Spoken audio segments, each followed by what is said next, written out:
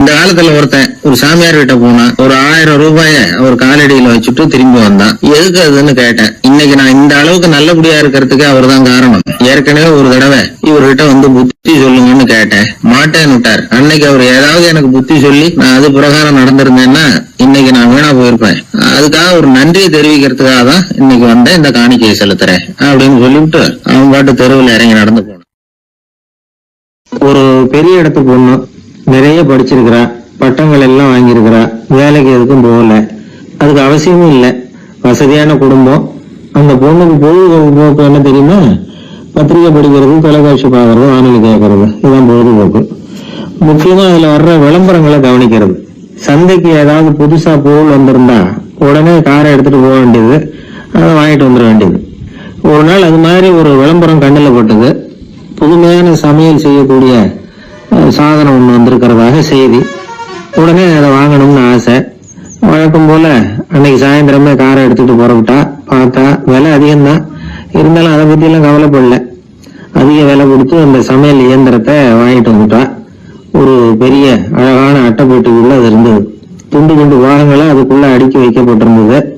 அதை ஒன்னோட ஒண்ணு சேர்த்து முழு இயந்திரமா ஆக்க வேண்டியது நம்ம வேலை. அதெல்லாம் எப்படி ஒண்ணு சேர்க்கறது?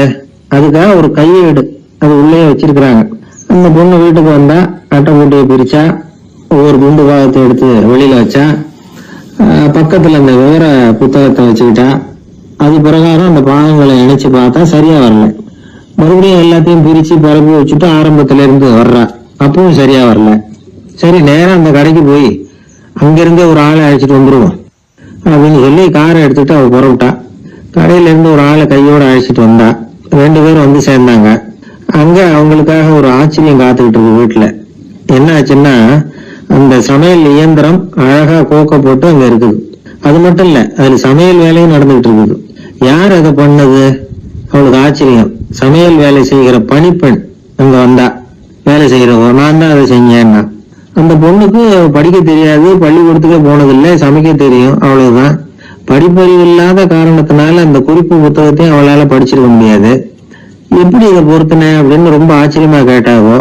அந்த விவரம் தெரியாத பொண்ணு, பணி பொண்ணு சொல்றா, படிப்பறிவு இல்லாத போது மூளையை பயன்படுத்த வேண்டிய கட்டாயம் ஏற்படுது, வேற ஒண்ணும் இல்லை அப்படின்னாலும். படிப்பு மூலமா அறிவை சேகரிச்சுக்கலாம், புத்திசாலித்தனத்தை சேகரிக்க முடியாது.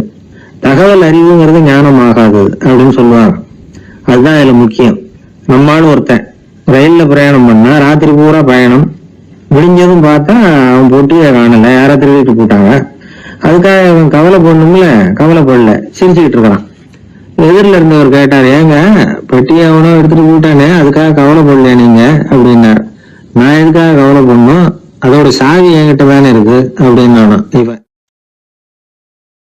ஒரு பெரிய ஆறு, அதை கடந்து அடுத்த பக்கம் போகணும். இந்த பக்கம் 8 பேர் நின்றுட்டு இருக்கிறாங்க. 8 பேரும் சேர்ந்து ஒரு குழுவா வந்திருக்கிறாங்க. இவங்க எல்லாருமே பண்டிதர்கள், குருமார்கள், அதாவது அறிவாளிகள். இவங்க எல்லாரும் அந்த ஆற்றை கடந்து அடுத்த கரைக்கு போகணும். அப்புறம் அங்க இருந்து பக்கத்துல இருக்கிற ஒரு ஊருக்கு போய் சேரணும். கரை ஓரமா ஒரு படகு கட்டி கிடந்தது, அதுல ஏறி உட்கார்ந்தாங்க. அது மூலமா அடுத்த கரைக்கு போய் சேர்ந்தாங்க. அங்க போய் கரையேறின உடனே அவங்களுக்குள்ள ஒரு விவாதம். அறிவாளிகள் இல்லையா, அதனால ஒருத்தர் சொன்னார், இந்த படகு நமக்கு உதவி செஞ்சிருக்குது, அது செஞ்ச உதவி மூலமா தான் நாம 8 பேரும் இந்த ஆற்றை கடந்து இந்த பக்கம் வந்திருக்கிறோம்.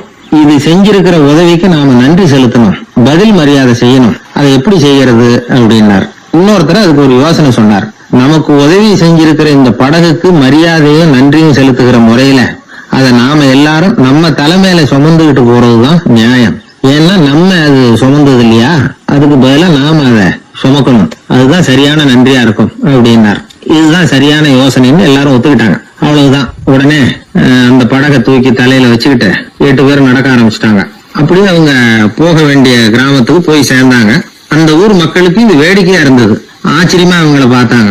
ஏங்க எதுக்காக இப்படி செய்யறீங்க அப்படின்னு கேட்டிருக்கிறாங்க. படகுங்கிறது மனிதர்களை கரை சேர்க்கறதுக்காக தானே இருக்குது, நாம அதை எதுக்காக சுமக்கணும், அதை ஆற்றங்கரையிலேயே விட்டுட்டு வந்திருக்கலாமே அப்படின்னாங்க. இதுக்கு அந்த 8 பேர்ல ஒருத்தர் சொன்னாராம், என்ன இப்படி சொல்றீங்க, உங்களுக்கு நன்றி உணர்வே கிடையாதா, நீங்க நன்றி கேட்டவங்களா இருக்கிறீங்க, நாங்க நன்றி உடையவர்களா இருக்கிறோம். நன்றி உடைமை அப்படின்னா என்னன்னு எங்களுக்கு தெரியும், அதனாலதான் எங்களை கரை சேர்த்த படகுக்கு நாங்க நன்றி செலுத்துறோம். இந்த படகு எப்பவும் எங்க தலைமையிலதான் இருக்கும். அப்படின்னார். இது புத்தர் சொன்ன ஒரு கதை.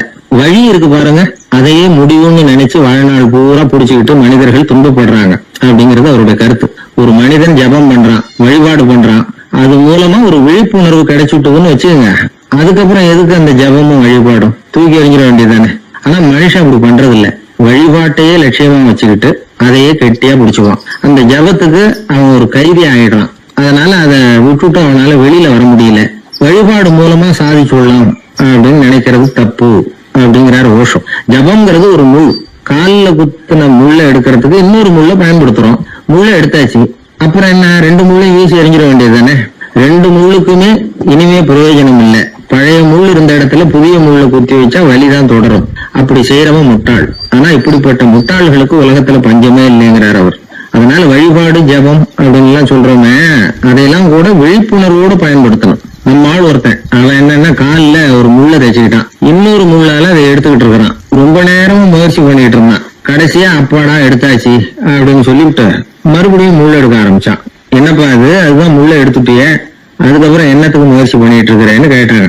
இதுக்கு அவன் சொல்றான், ஏற்கனவே தச்சிருந்த முள்ளை எப்பவோ எடுத்துட்டேன், அதை எடுக்கிறதுக்காக உபயோகப்படுத்திக்கிட்டு இருந்தேனே இன்னொரு முள்ளு, அது இப்ப உள்ள மாட்டிக்கிட்டு இருக்குது, அதனால மறுபடியும் முதல்ல இருந்து ஆரம்பிக்கிறேன் அப்படின்னா.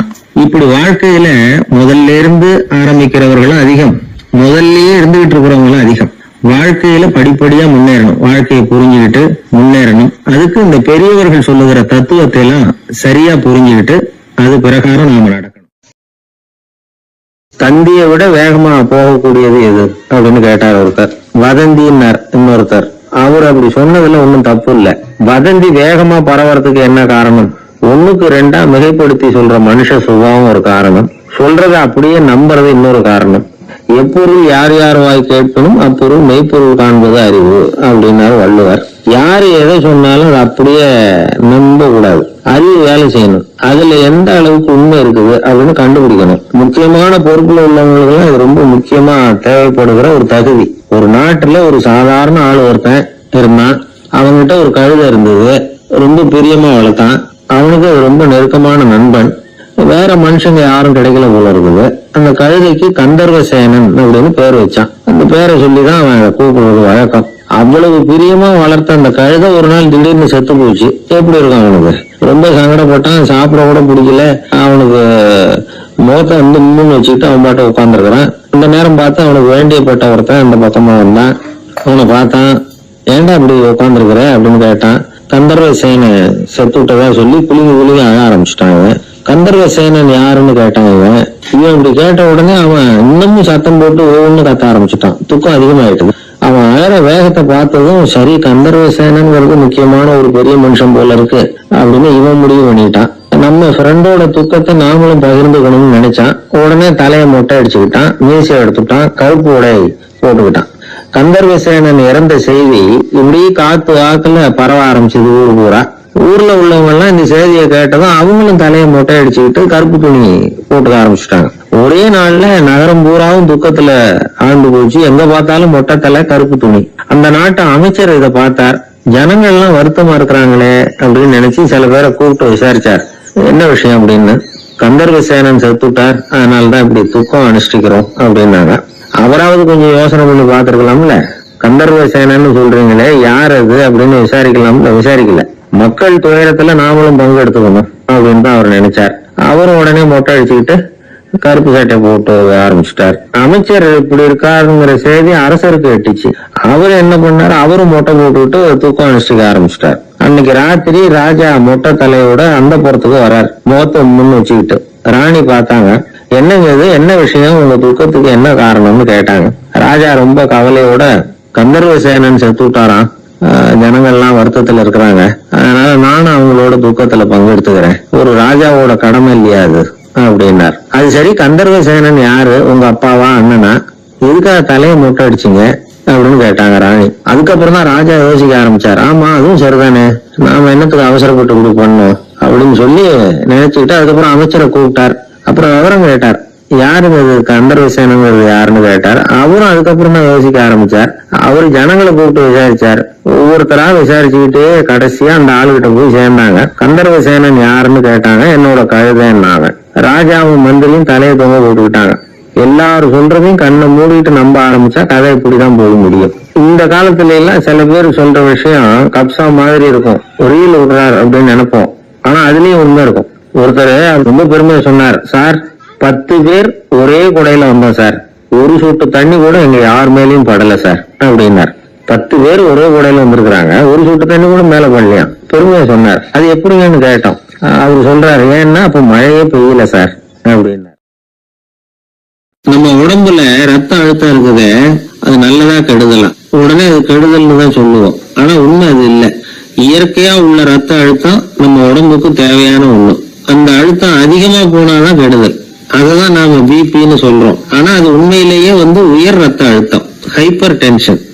இதயம்ங்கிறது ஓயாம வேலை செஞ்சுக்கிட்டு இருக்கிற ஒரு பம்பு. இதயம் சுருங்கி ரத்தத்தை பம்பு செய்யறப்போ ரத்த அழுத்தம் கூடுதலா இருக்கும். இதுக்கு பேரு சிஸ்டாலிக் பிளட் பிரஷர் அப்படின்னு பேர். இதயம் விரிந்த நிலைக்கு திரும்புறப்போ ரத்த அழுத்தமும் குறையுது. இதுக்கு பேரு டயஸ்டாலிக் பிளட் பிரஷர் அப்படின்னு பேர். இப்படி இது மாறி மாறி இருக்கும். இந்த பிபி 140 90 இப்படிலாம் சொல்றாங்கல்ல, இதுதான். சீரா இருக்க வேண்டிய ரத்த அழுத்தம் ஒரு அளவுக்கு மேல அதிகரிச்சுட்டா ஆபத்து ஆரம்பம்னு அர்த்தம். சரி, இந்த உயர் ரத்த அழுத்தம் உண்டாகிறதுக்கு என்ன காரணம்? இதனாலதான் இது வருதுன்னு ஒரு காரணத்தை குறிப்பிட்டு சொல்ல முடியாது. ஆனா வம்சாவளி காரணம், ரொம்ப டென்ஷனான சூழ்நிலையில வேலை செய்யறது, உடம்பு குண்டா இருக்கிறது, இதெல்லாம் இந்த ஹை பிபிக்கு துணை செய்யுது. அப்படிதான் எடுத்துக்க வேண்டியிருக்குது.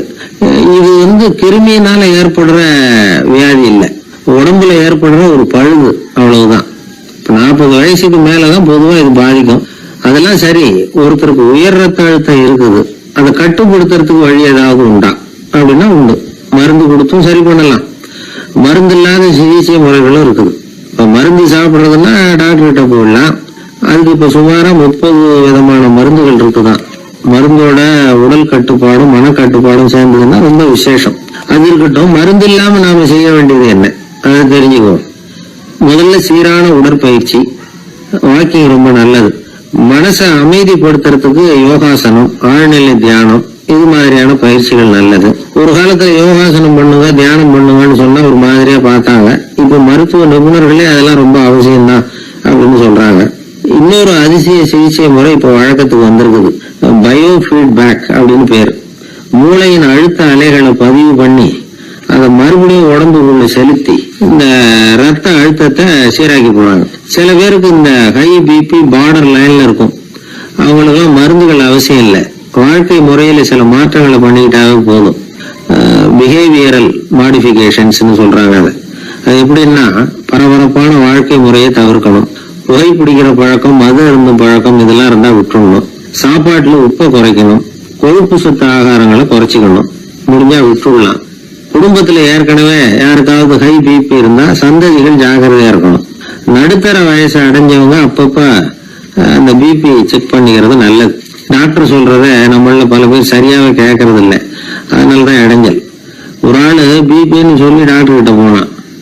உடம்பு குண்டா இருக்கு, அதை குறைக்கணும், முதல்ல தினமும் உடற்பயிற்சி பண்ண அப்படின்னாரு. சரின்னு சொல்லிட்டு வந்தான், செஞ்சான். கொஞ்ச நாள் கழிச்சு மறுபடியும் டாக்டர் கிட்ட போனான். என்னப்பா எக்ஸசைஸ் பண்ணியா அப்படின்னு கேட்டார். தினமும் பண்ணேன் டாக்டர்னா. என்ன பண்ணேன்னு கேட்டார். முன்னெல்லாம் சிகரெட்டை கடையில வாங்குவேன், இப்ப நான் அப்படி வாங்குறத விட்டுட்டேன். தினமும் நானே என் கையாலேயே உருட்டி தயார் பண்றேன் டாக்டர், இது ஒரு எக்ஸசைஸ் தானே அப்படின்னா. ஒரு மனிதன் கோபப்படும் பொழுது அவனை நல்லா கவனிச்சு பாருங்க. ஏதாவது ஒரு மிருகத்தின் சாயல் அவன் முகத்துல தெரியும். முகம் அழகா இருக்கிறது எப்போ, அவன் புன்னகையோடு இருக்கிறப்பதான். கோபமா இருக்கிறப்ப முகம் அழகா இருக்காது. சார் கோபத்துல இருக்கார், இந்த கோபம் குறையறதுக்குள்ள ஒரு போட்டோ எடுத்துருங்க, அழகா இருக்கும் அப்படின்னு யாரும் சொல்றது இல்லை. போட்டோ எடுக்கிறவர் கூட எடுக்கிறதுக்கு முன்னாடி முகத்தை கொஞ்சம் சிரிச்ச மாதிரி வச்சுங்க சார் அப்படின்னு தான் சொல்லுவார். முகத்தை கொஞ்சம் கடுகடுப்பா வச்சுங்க சார், அப்பதான் நல்லா அமையும் அப்படின்னு சொல்லுவார். ஒரு உண்மை என்ன தெரியுமா, கோபம் மனசையும் கெடுக்கும், உடம்பையும் கெடுக்கும். கோபப்படுகிறவர்களின் ஆயுள் காலம் குறைகிறது அப்படிங்கிறது விஞ்ஞான உண்மை. சிரிக்கிறவங்க ஆயுள் காலம் அதிகரிக்கிறது அப்படிங்கிறது விஞ்ஞான உண்மை. கோபப்படுறவங்களை யாரும் விரும்புறதில்லை.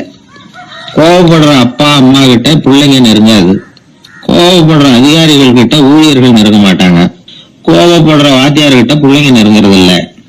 அவன் எப்ப பார்த்தாலும் வள்ளு வள்ளுன்னு விழுவான், அதனால எப்பவும் அவன் பக்கத்திலேயே இருக்கணும்னு ஆசைப்படுறேன் அப்படின்னு ஒருத்தன் ஒருத்தன் சொன்னா அவனை இவன் வேடிக்கை பார்க்க ஆரம்பிச்சுட்டான் அப்படின்னு அர்த்தம். சரி, இந்த கோபம் எதனால வருது? இயலாமையினாலதான் வருதான். இப்ப நீங்க நினைக்கிறத நிறைவேற்றக்கூடிய சாமர்த்தியம் உங்ககிட்ட இல்லைங்கிறப்போ அது கோபமா வெளிப்படுது, அவ்வளவுதான். திறமை உள்ளவன் கோபப்பட வேண்டிய அவசியமே இல்லை. ஒரு உண்மையான கவிஞன் கிட்ட போய் ஒரு கவிதை எழுதி கொடுங்க அப்படின்னு சொன்னா அவன் உடனே எரிச்சல் அடையக்கூடாது. எரிச்சல் அது அவனுடைய இயலாமையை காட்டுது. சிற்பி சிலை செதுக்கிறதுக்கு கோபப்படக்கூடாது. ஒரு அதிகாரி சொன்னார், நீங்க சொல்றதெல்லாம் சார் தான் சார், இருந்தாலும் கோபப்படலைன்னா வேலை நடக்காது சார், அதனாலதான் தினமும் ஆபீஸ்ல கத்திட்டு கிடக்குறேன் அப்படின்னாரு. ஆனா உண்மை என்ன தெரியுமா? கத்துறதுனால கத்துறதுதான் நடக்குமே தவிர காரியம் நடக்காது. வேலை நடக்கிறது மாதிரி ஒரு பாவனை நடக்கும், அவ்வளவுதான்.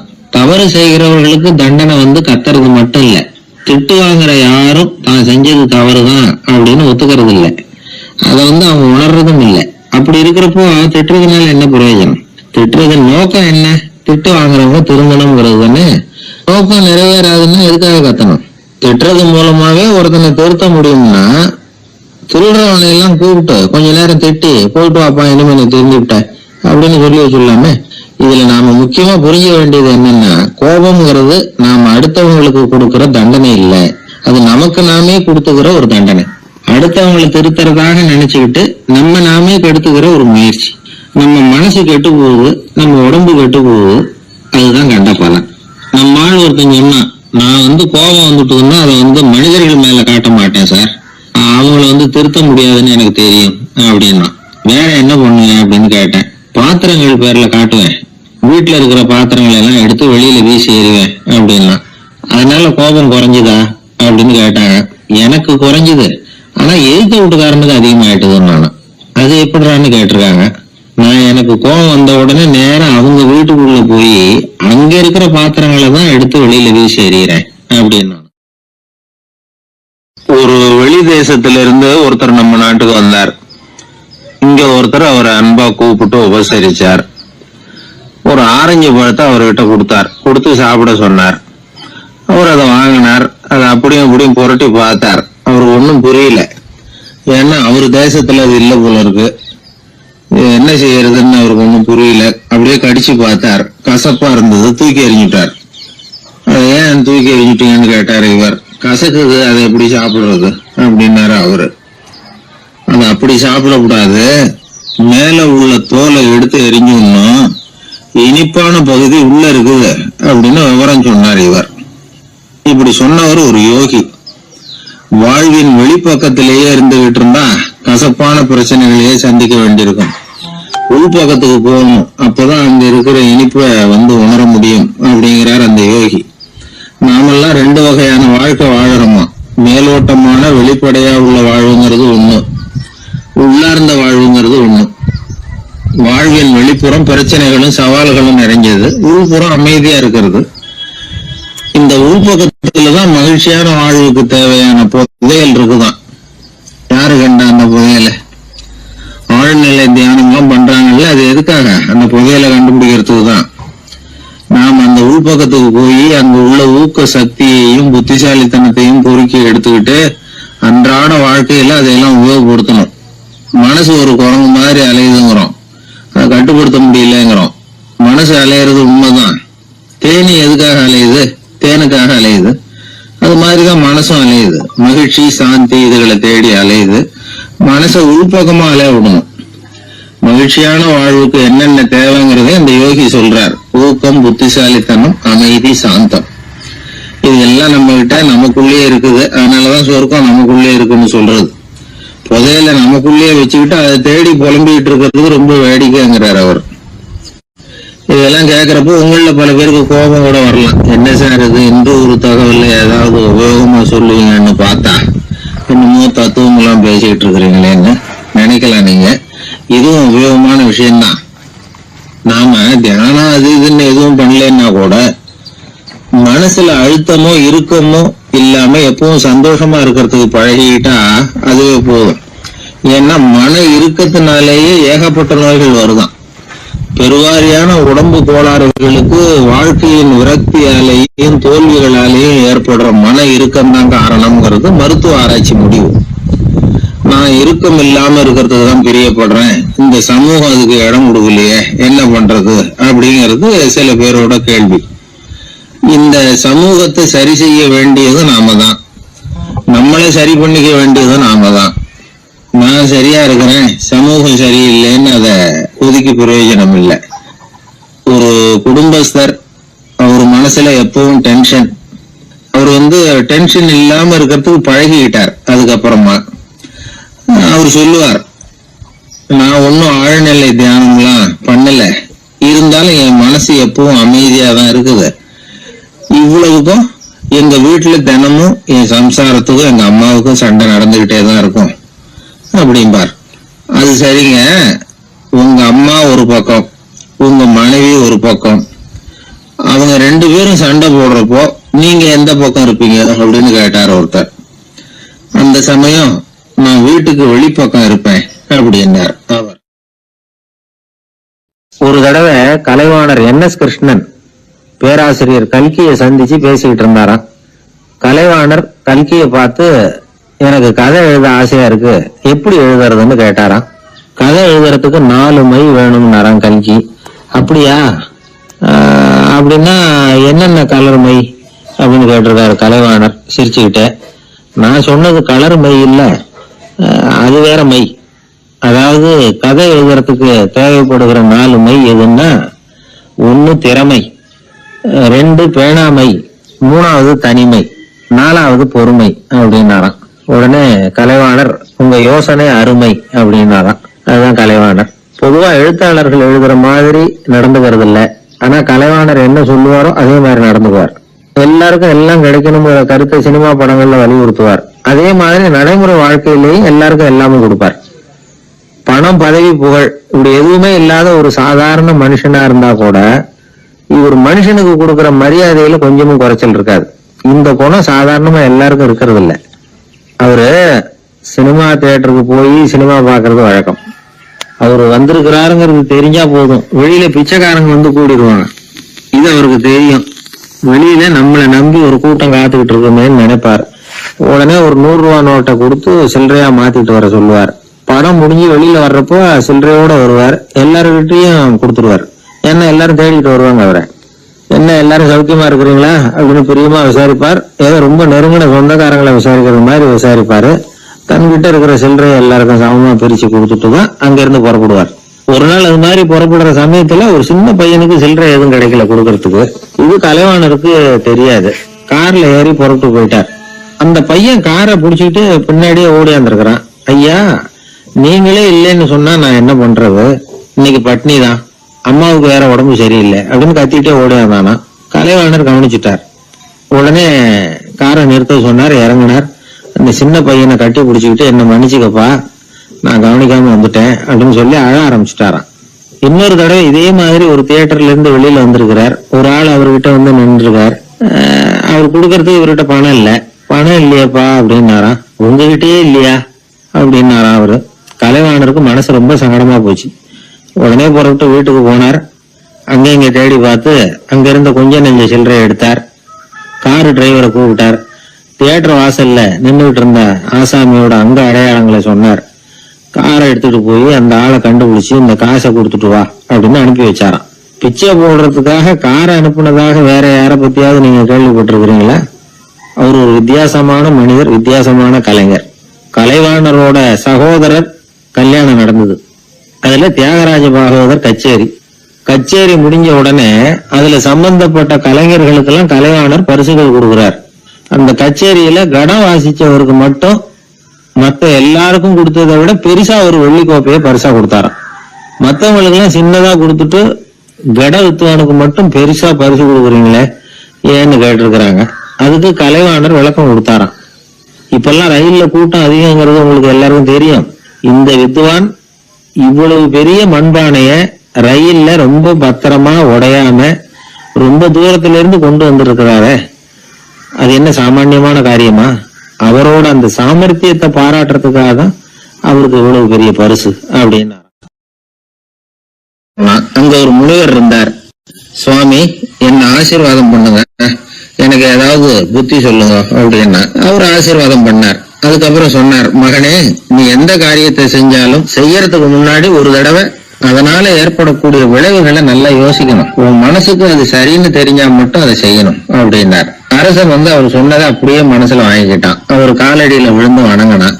100 பொற்காசுகளை அவர் காலடியில வச்சுட்டு திரும்பணும். அமைச்சர் இதை கவனிச்சார். என்ன இது, நம்ம அரசர் இவ்வளவு ஏமாளியா இருக்கிறாரு, இந்த ஒரு சாதாரண யோசனை சொன்னதுக்கு 100 பொற்காசுகள் கொடுத்துட்டாரு. அமைச்சர் இப்படி நினைக்கிறது அவர் முகத்தை பார்த்ததுமே அரசனுக்கு புரிஞ்சுட்டுது. இருந்தாலும் அதை பத்தி ஒன்னும் கேட்டுக்கல. 2 பேரும் திரும்பி அரண்மனைக்கு வந்து சேர்ந்தாங்க. அதுக்கப்புறம் அந்த அரசன் என்ன பண்ணான் தெரியுமா? காட்டுல முனிவர் சொன்ன அந்த புத்திமதியை ஒரு கல்லுல கல்வெட்டா செதுக்கானான். தன்னுடைய அறையில எல்லாரும் கண்ணிலையும் படும்படியாக அப்படி ஒரு இடத்துல பதிச்சு எல்லாரும் பாக்குறது மாதிரி பண்ணிவிட்டான். இப்போ அந்த அமைச்சருக்கு ஆச்சரியம், என்ன இது, நம்ம மன்னருடைய அறியாமையை புரிஞ்சுக்கவே முடியலையே, இத போய் கல்லுல செதுக்கி வைக்கணுமா, பேர்பட்ட அறிவுரையாது அப்படின்னு நினைச்சார். கொஞ்ச நாள் ஆச்சு. ஒரு நாள் அந்த மன்னருக்கு கடுமையான வயிற்று வலி. உடனே அரண்மனை வைத்தியரை கூப்பிட்டார். அவர் சேர்ந்தார். மன்னரை சோதிச்சு பார்த்தார். கொஞ்ச நேரம் இப்படியே படுத்துருங்க, நான் எங்க வீட்டுக்கு போய் இதுக்கு பொருத்தமா ஒரு மருந்து தயார் பண்ணிட்டு வரேன் அப்படின்னு சொல்லிட்டு போனார். மருந்தோட திரும்பி அவர் வந்த சமயத்துல மன்னர் ஒரு கட்டில கண்ணூர் படுத்திருக்கிறார். பக்கத்துல யாரும் இல்ல. வைத்தியர் வந்தார். ஒரு சின்ன கோப்பையில கொஞ்சம் மருந்தை ஊத்தினார். அப்படியே அங்க சுத்தி முத்தி பார்த்தார். ஏதோ ஒரு பொடியை அதுல கலந்தார். கலந்து எடுத்துக்கிட்டு மன்னரை நெருங்கினார். கொஞ்சம் யோசனை பண்ணார். அப்புறம் திரும்பி போனாரு. கையில இருந்த மருந்து அப்படியே கீழே கொட்டிட்டு வந்தார். அந்த கோப்பையை நல்லா கழுவி சுத்தம் பண்ணிவிட்டு மறுபடியும் கொஞ்சம் மருந்து ஊத்திட்டு வந்தார். அதுக்கப்புறம் மன்னா அப்படின்னு சொல்லி மெதுவா கூப்பிட்டாரு. இவர் எழுந்திரிச்சார். அப்புறம் இவரு சொன்னார், மன்னர், வைத்தியரே, நான் கண்ணை மூடிக்கிட்டு இருந்தாலும் அப்பப்ப கவனிச்சுக்கிட்டு தான் இருந்தேன். முதல்ல எதையோ கலந்தீங்க, அப்புறம் அதை கொட்டுக்கிட்டு வேற என்ன விஷயம், உண்மையை சொல்லுங்க அப்படின்னு மிரட்டினார். வைத்தியர் மிரண்டு போட்டார். அப்படியே மன்னருடைய காலில் விழுந்தாரு. அதுக்கப்புறம் உண்மையை சொன்னார். மகாராஜா, உங்களுடைய படை தளபதி உங்களை கொல்றதுக்காக சதி பண்ணார். விஷம் கலந்து கொடுக்கும்படியாக சொன்னார். வெகுமதி நிறைய தர்றேன்னார். நானும் சரின்னு சொல்லிட்டு இங்க வந்தேன். அவர் கொடுத்த விஷப்பொடியை மருந்துல கலந்தேன். எடுத்துக்கிட்டு உங்ககிட்ட வந்தப்போ எதிரில நீங்க வச்சிருக்கிற அந்த கல்வெட்டு வாசகம் கண்ணில போட்டது. எந்த காரியத்தை செஞ்சாலும் அதோட விளைவுகளை பத்தி யோசிக்க சொல்லிச்சு அந்த வாசகம். யோசனை பண்ணினேன், என் உயிருக்கே ஆபத்துங்கிறத புரிஞ்சுக்கிட்டேன். உடனே திரும்பி போய் அதை கொட்டி கழுவி விட்டு வேற நல்ல மருந்தா ஊத்திக்கிட்டு வர்றேன் அப்படின்னார். இப்ப அந்த மன்னர் அமைச்சரை கூப்பிட்டார். பாத்தீங்களா, இந்த புத்திமதிய அன்னைக்கு நீங்க அலட்சியமா நினைச்சீங்க, இன்னைக்கு அதுதான் என் உயிரை காப்பாத்தி இருக்குது அப்படின்னார். அமைச்சர் தலையை குனிஞ்சிட்டாராம். அதனால பெரியவர்கள் நமக்கு சொல்ற புத்திமதி சாதாரணமா தான் தெரியும். அதுக்காக நாம அதை அலட்சியம் பண்ணிடக்கூடாது. இன்று ஒரு தகவல் வழங்க வந்திருக்கிறார் அண்ணன் தென்கட்சி சாமிநாதன் அவர்கள். அகில இந்திய வானொலி நிலையத்தின் வரலாற்றை புரட்டி பார்க்கிற போது பலர் பணியாற்றி இருக்கிறார்கள் என்றாலும் வரலாற்றில் வாழ்கிறவர்கள் மிக குறைவானவர்கள். அந்த வரலாற்றில் தென்கட்சி சாமிநாதனுக்கு ஒரு பெரிய இடம் உண்டு. உங்க பார்த்திருக்கீங்க, ரொம்ப சாதாரணமானவரு. அந்த இன்று ஒரு தகவலை கேட்டவங்களுக்கு தெரியும், ரொம்ப சாதாரணமான நடையில பேசுவாரு. பேசிக்கிட்டே இருக்கும்போது எங்க முடிக்கிறாருன்னு தெரியாது. அந்த முடிக்கிறதுலதான் அண்ணன் சாமிநாதன் வாழ்ந்து கொண்டிருக்கிறார். மிகப்பெரிய தொழில்நுட்பம். அவர் காலையில 6:30 மணிக்கு வானொலி நிலையத்தில் இருப்பார். யாரும் வரமாட்டாங்க. கடற்கரை ஓரத்துலதான் தங்கி இருப்பாரு. எளிமையான வீடு, எளிமையான மனிதர், எதுக்கும் பயப்பட மாட்டார். அவர் பாத்தீங்கல்ல, வானொலி நிலையத்துக்கு நேர்முக பேட்டிக்கு போனாரு. கேட்டாங்க, என்னங்க இப்படி வந்திருக்கிறீங்க, நீங்க ஒரு மத்திய கவர்மெண்ட்ல வேலை செய்ய போறீங்க, வேலை எனக்கு கொடுக்குறியா என் சட்டைக்கு கொடுக்குறியான்னு கேட்டவர். என் தோற்றத்துக்கு கொடு, நான் எழுதுவேன், எழுத்தாற்றல் இருக்குன்னு சொன்னவர் அண்ணன் தென்கட்சி சாமிநாதன் இன்று ஒரு தகவலோடு வருகிறார்.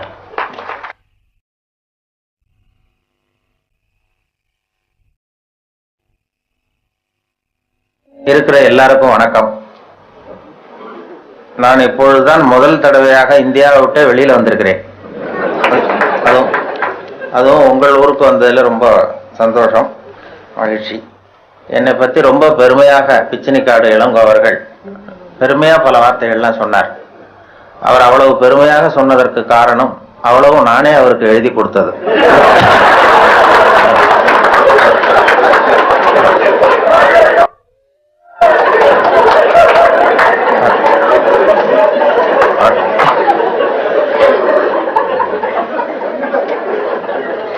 இவ்வளவு விவரமாக அவர் சொல்லுவார் என்று தெரிந்தால் இன்னும் கூட எழுதி கொடுத்திருக்கேன். அதனால அவருக்கு முதல்ல நன்றி சொல்ல வேண்டும். எனக்கு யாரும் பொன்னாடை எல்லாம் போத்துகிற பழக்கம் எனக்கு அதிகமாக அனுபவம் இல்லை. யாரும் போத்துறது இல்லை. நானா போய் பேசிட்டு வருவேன். இப்படிப்பட்ட பொன்னாடைகள் இங்கே ரொம்ப அபூர்வமா போத்துனது, அதுவும் இந்த இடத்துக்கு ரொம்ப அவசியம். அது குளிர் அதிகமாக இருக்கிறது. நான் காசு கொடுத்து பொன்னாடை போத்திக்கிறது உண்டு சில இடங்கள்ல. இதெல்லாம் கௌரவத்துக்காக போற்றப்படுகிற பொன்னாடை. காசு கொடுத்து பொன்னாடை போத்திக்கிறது உண்டு நாங்க இந்தியாவில். மாதம் ஒரு முறை இப்படி போத்திக்குவேன். அது யாருன்னா எனக்கு இந்த முடி வெட்டுகிற நண்பர்கிட்ட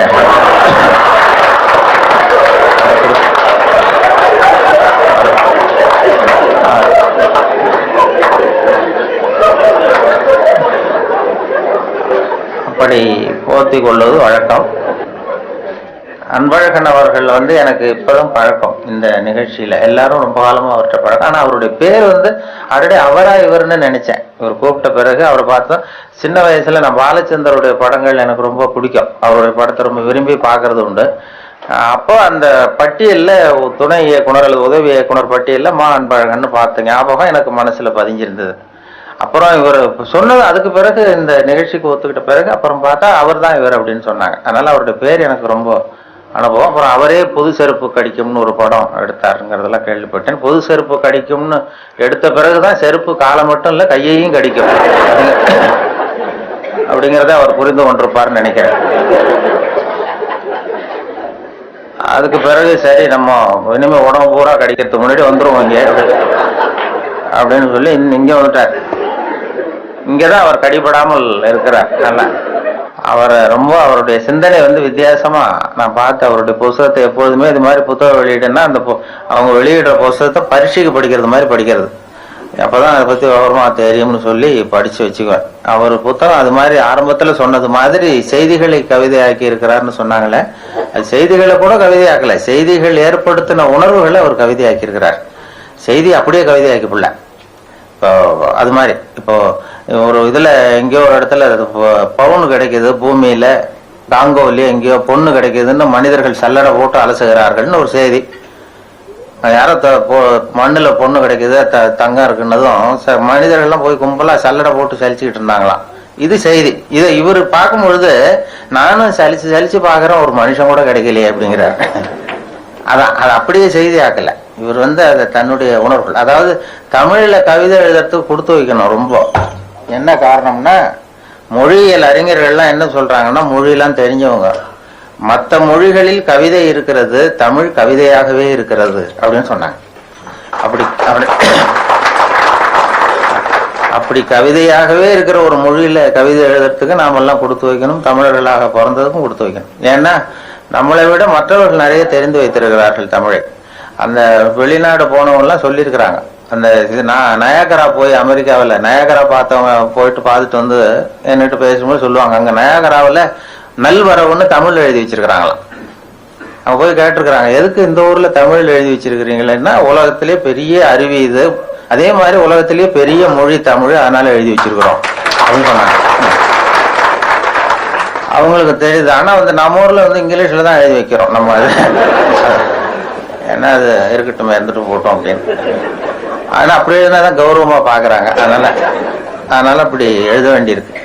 வெளியூர்ல அதே மாதிரி சில நாடுகள்ல, ஜப்பான்ல ஒரு பல்கலைக்கழகத்துல மோட்டோ, அதுதான் யாதும் ஊரே யாவரும் கேளிருங்கிறது அவங்களுடைய கொள்கையா. அது அப்படியே எழுதி வச்சிருக்கிறாங்களா, யாதும் ஊரே யாவரும் கேளிர்னு. அதை விட சர்வேயர்னு ஒரு விண்கலம் அனுப்புனாங்க செவ்வாய் கிரகத்துக்கு. சர்வேயர் செவ்வாய் கிரகத்துல மனுஷன் இருப்பானா இல்லையான்னு சோதனை கண்டுபிடிக்கிறதுக்கு இங்க இருந்து அமெரிக்காவில இருந்து நாசாவில இருந்து விண்கலம் போச்சு.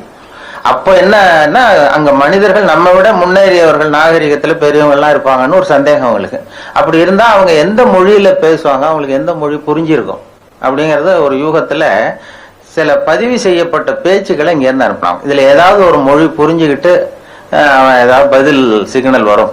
அங்க இருக்கிறவங்க நம்ம விட மேல முன்னேறியவர்களாக இருப்பாங்கன்னு சொல்லி அப்படி சர்வேயர் இங்க இருந்து விஞ்ஞானிகள், நாசா விஞ்ஞானிகள் பதிவு செய்த அனுப்பிய மொழிகள்ல தமிழும் ஒண்ணு. ஏன்னா இது புரிந்தவர்கள் அங்க யாராவது இருப்பாங்கன்னு அவங்களே எதிர்பார்த்தாங்க. ஏன்னா அவ்வளவு பழமையான மொழிங்கிறதுனால. அதே மாதிரி இயேசுவனுடைய வழிபாட்டு கொள்கைகள் 10 கட்டளைகள் அந்த ஒலிவ மலையில 10 மொழிகள்ல கல்வெட்டு மலையில பொறிக்கப்பட்டிருக்க, அதுல தமிழ் மொழியிலும் பொறித்திருக்கிறார்கள். இப்படிலாம் கேள்விப்படும்போது அது பொறிக்க வேண்டிய இடத்துல நம்ம ஊர்ல பொறிக்கலையேங்கிறது தான் கவலை. அப்படி நிறைய கேள்விப்படுவோம் அதை பத்தி. அப்படிப்பட்ட தமிழ்ல கவிதை எழுதுறதுக்கு அவர் கொடுத்து வச்சிருக்காரு. அவருக்கும் அதை அவங்க அம்மையார் சொன்னாங்க, அவங்க எல்லாருடைய வெற்றிக்கும் ஒரு காரணம் பின்னாடி ஒரு பெண்மணி தான் பின்னாடி இருப்பாங்கன்னா அவருடைய வெற்றிக்கு அவருடைய மனைவி தான் காரணம் அப்படின்னு சொன்னாங்க. அது வாசகம் தான். நான் என்னுடைய வெற்றிக்கு கூட என்னுடைய மனைவி தான் காரணம். ஏன்னா நான் முக்கியமான விஷயம் எழுதும் பொழுதெல்லாம் அவங்க பிறந்த வீட்டுக்கு போயிடுவாங்க. ஏதோ ஒரு வகையில எப்படியோ ஒரு வகையில உதவி பண்றதுன்னு அது ஒரு உதவி தான். அதாமல் செய்யாமல் செய்கிற உதவி. அதனால அவர்களை இந்த நிலைமையிலும் நான் ரொம்ப நன்றியோடு நினைத்துக் கொள்ளுகிறேன். நான் 2 நண்பர்கள் நாங்க ஊர் சுத்தி பார்க்கறதுக்காக வந்தோம். உங்க ஊர் அழகை பார்க்கறதுக்காக வந்தவர்கள். அதே நேரத்துல இப்படி ஒரு வாய்ப்புக்கு அன்பழகன் அவர்களையும் சந்திக்கிறவர்கள். அவரும் ரொம்ப அழகானவருங்கிறது அப்புறம் தான் தெரிஞ்சது. ஊர் மட்டும் இல்லை, அவரும். அதுல என்ன பொறாமைன்னா அவருக்கும் 60 வயசு, எனக்கும் 60 வயசு. என்னன்னா யாரும் அதனால நான் வரும்பொழுது அவர் பக்கத்துல உட்காந்துடக்கூடாதுன்னு நினைச்சுட்டே வந்தேன். ஏன்னா அவர் பக்கத்துல நான் உட்காந்தா எனக்கு ரொம்ப வயசானது மாதிரி தெரியுது. நல்ல வேலையாக என்னை தனியா கொண்டு போய் அங்க உட்கார வச்சது ரொம்ப மகிழ்ச்சி. அவர் நேற்று வரும்பொழுது நானும் நண்பர்கள் 2 பேரோட வந்தேன். பொறியாளர் ஞானசுந்தரம் அவர்கள், தமிழகத்தினுடைய தலைமை பொறியாளராக இருந்து ஓய்வு பெற்ற வீரபத்திரன் என்கிற அண்ணாச்சி, அவர் வந்திருக்கிறார். 3 பேர் வந்தோம். அவர்கிட்ட அதான் கேட்டேன், என்னாச்சு இவருக்கு 60 வயசுன்னா நம்பவே முடியலையே அப்படின்னு சொல்லி நாங்க பேசிக்கிட்டோம். அவர் பார்த்ததும் இருக்கும் அண்ணாச்சி, அது நம்மளை ஒப்பிட்டு பார்க்காதீங்க, அது அவர் இப்படித்தான் பாருங்க, நம்மளை கம்பேர் பண்ணி பார்த்தா சந்தேகமா தான் இருக்கு, அதை பார்க்க வேண்டாம்னு சொன்னார். அப்புறம் இன்னைக்கு பார்த்தோம் இன்னும் ஒரு 5 குறைஞ்சிட்டு வயசு அப்படின்னு. நேத்து பார்த்ததை விட இன்னொரு 5 வயசு குறைஞ்சிட்டுதே அப்படிங்கிறது மாதிரி பேசிக்கிட்டோம் நாங்க. அது ரொம்ப அபூர்வம், அழகா. அதை மனசு சுத்தமாகவும் விட்டு அழகா இருந்தாதான் முகம் அழகா இருக்கும். அது உள்ளத்துல இருக்கிறது தான் மனசுல வரும். அந்த தெளிவான சிந்தனை, அந்த சிரிப்பு அவர் பார்த்தாரு. ஏன்னா வயசு குறையறதுக்கு எனக்கு சந்தேகம், எப்படி ஒரு குறைஞ்சது நேற்றை விடனா வயசு குறையறதுக்கு இது வரைக்கும் யாரும் மாத்திரை கண்டுபிடிக்கல. மாத்திரை கத்திரி சாப்பிடுவாரோ அப்படின்னாரு. ஒரு டாக்டர் கண்டுபிடிச்சாராம் வயசு குறையறதுக்கு மாத்திரை. அது என்னன்னா ஒரு மாத்திரை சாப்பிட்டா 1 வயசு குறைஞ்சிரும், 1 மாத்திரை சாப்பிட்டா 1 வயசு குறையும்னு ஒரு டாக்டர் மருந்து கண்டுபிடிச்சாரு. ஒரு பாட்டி அம்மா போயிருக்கு, 90 வயசு பாட்டி போய் எனக்கு ஒரு பாட்டில் மாத்திரை கொடுங்க டாக்டர், எனக்கு வேணும்னு வாங்கிட்டு வந்து மறுநாள் அதே 90 வயசு பாட்டி 30 வயசு பொண்ணா போயிருக்கு அதே டாக்டர் கிட்ட. இடுப்புல ஒரு கை குழந்தை, அது சட்டை கிட்ட போடாம கட்டாரில் ஆயில் வச்சுட்டு 1 வயசு குழந்தை உட்காந்துருக்கு. இது இப்படியே தூக்கிட்டு போய் அந்த டாக்டர் கிட்ட, டாக்டர் நேற்று நான் ஒரு பாட்டியா வந்தேன், 1 மாத்திரை சாப்பிட்டா 1 வயசு குறையும், நீங்க நான் ஏதோ ஒரு ஆர்வத்துல ஒரு 30-40 மாத்திரையை சாப்பிட்டேன் ஒரே நாள்ல, இதை பாருங்க இப்படி ஆயிடுது அப்படின்ட்டு கை குழந்தையோட போய் நின்றுருக்கு. அதுக்கு டாக்டர் சொன்னாராம், ஏமா இதுக்காக வருத்தப்படாது, சந்தோஷப்படு, எல்லாரும் வயசு குறையணும்னு தான் நினைக்கிறாங்க, உனக்கு வயசு குறைஞ்சிட்டு நீ சந்தோஷப்படு, இதுக்கே வருத்தப்படுறேன்னு இருக்காரு. அதுக்கு அவர் சொன்னாராம், அதுக்கு அந்த அம்மா சொல்லிச்சான், அப்படி இல்லை டாக்டர், என்னை பத்தி பரவாயில்ல, நான் 30 வயசு ஆயிடுது, இடுப்புல பாருங்க கை குழந்தை, இது ரொம்ப ஆர்வத்துல ஒரு 70 மாத்திரையை சாப்பிட்டுட்டு, இது என் வீட்டுக்காரர்.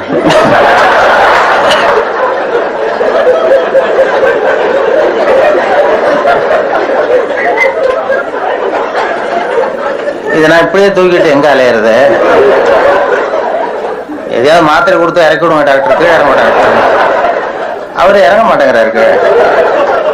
அது ஏதோ கட்டவரில் வாயில வச்சுட்டு நமக்கு இதுக்கு சம்பந்தம் இல்லைங்கிறது மாதிரி ஒரு பாவம் மரியாதை மாதிரி உட்காந்துருக்காரு. இதே வயசை கூட்டி இறக்கி விடுங்க டாக்டர் அப்படின்னு சொல்லி அழுத்துக்கிட்டு தான் ஏன்னா இப்படி தூக்கி அலைய. ஏன்னா அது மாதிரி இயற்கைக்கு மாற வயசு குறைஞ்சாலும் ஆபத்து, இப்படிப்பட்ட ஆபத்தெல்லாம் வந்துடும். அதுக்காக அன்பழகன் இனிமே குழந்தைய ஆயிடுவாருன்னு நான் சொல்ல, குழந்தையானா அந்த அம்மாவுக்கு அந்த நிலைமை வரும்.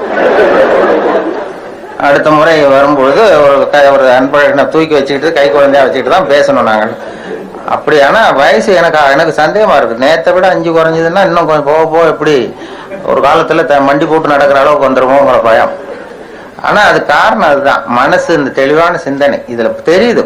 இதை பார்த்தாவே இதுலயே எழுதியிருக்காரு, சிங்கை சூடர் பிச்சினிகாடு இளங்கோ ஒரு நியூஸ் போட்டிருந்திருக்கிறாரு, ஒரு விளம்பரம், திருமண விளம்பரம், உங்கள் திருமணத்தை சிங்கப்பூர்ல நிச்சயம் பண்ணுங்கள் அப்படின்னு சொல்லி ஒரு விளம்பரம் பண்ணியிருக்காரு.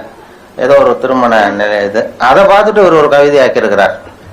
திருமணத்தை நிச்சயம் பண்றது எல்லாரும் அழகு இருக்கா, இந்த வேற நல்ல பழக்க வழக்கம் இருக்கான்னு தான் பாக்குறாங்க மாப்பிள்ளைய பாக்குறதுக்கு.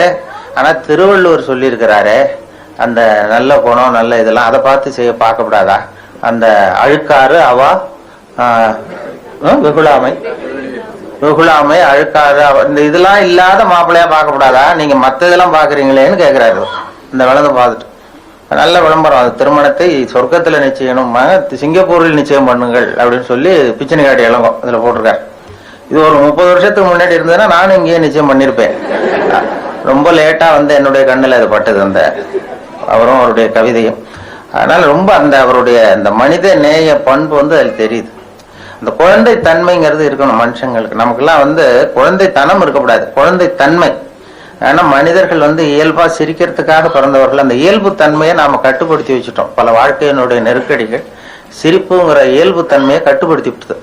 அதாவது ஒரு முதலாளிக்கு முன்னாடி தொழிலாளி சிரிச்சா மரியாதை குறைச்சல், பெரியவங்களுக்கு முன்னாடி சின்னவங்க சிரிச்சா மரியாதை குறைச்சல், வாத்தியாருக்கு முன்னாடி பசங்க சிரிச்சா மரியாதை குறைச்சல்னு சொல்லி சிரிப்புங்கிறது ஏதோ மரியாதை குறைவான செயல்னு காலங்காலமா போதிக்கப்பட்டு வந்திருக்கிறோம். அது நம்ம மரபு ரீதியாவே நம்ம கிட்ட ஒரு அழுத்தத்தை உண்டு பண்ணிவிட்டு தான் சிரிக்கிறதுக்கு தயக்கம் சிரிச்சா ஏதாவது தப்பா நினைச்சிருவாங்களோ அப்படின்னு நினைக்கிறதுனாலதான் அந்த இதய நோயெல்லாம் வருதான். இப்போ நிறைய ஹார்ட் அட்டாக் எல்லாம் வர்றதுக்கு காரணம் இந்த சிரிப்பு அடக்கப்பட்டதுனால.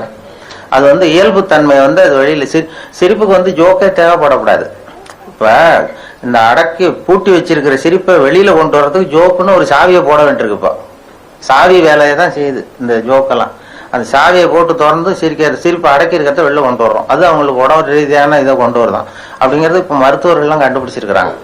அது அதனால சிரிப்புங்கிறது இயல்பான தன்மை. ஒரு குழந்தை கூட சிரிக்கும். அதாவது குழந்தைக்கு வந்து ஜோக்கு சொல்ல வேண்டியதில்லை. ஒரு குழந்தை தொட்டில படுத்திருக்கு, ஒரு கிளுகிழப்பை கொண்டு போய் ஆட்டுங்க சிரிக்கும். குழந்தை முகத்துக்கிட்ட ஒரு கிளுகிழப்பை ஆட்டினா சிரிக்குது இல்ல, அந்த கிளுகிழப்ப சத்தம் தான். அது என்ன ஜோக்காது?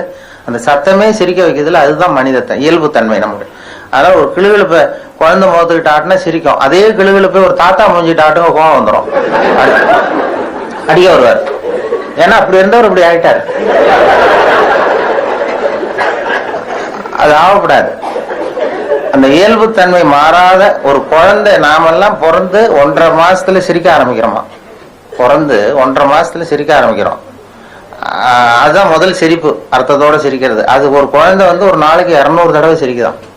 புள்ளி விவரம், ஒரு குழந்தை ஒரு நாளைக்கு 200 தடவை சிரிக்குது.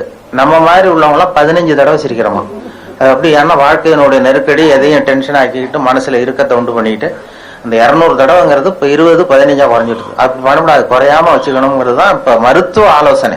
வேற ஒன்றும் பெரிய சாதாரண ஆலோசனை இல்லை. மருத்துவ ரீதியாக ஹார்ட் அட்டாக் வர்றது, ஹார்ட் அட்டாக் இப்போ வராத மனிதர்கள் யாருன்னு இப்போ கண்டுபிடிச்சிருக்கிறாங்க. ஹார்ட் அட்டாக்கே வராத மனிதர்கள் யாருன்னா நரி குறவர்களுக்கு வர்றதே இல்லையா.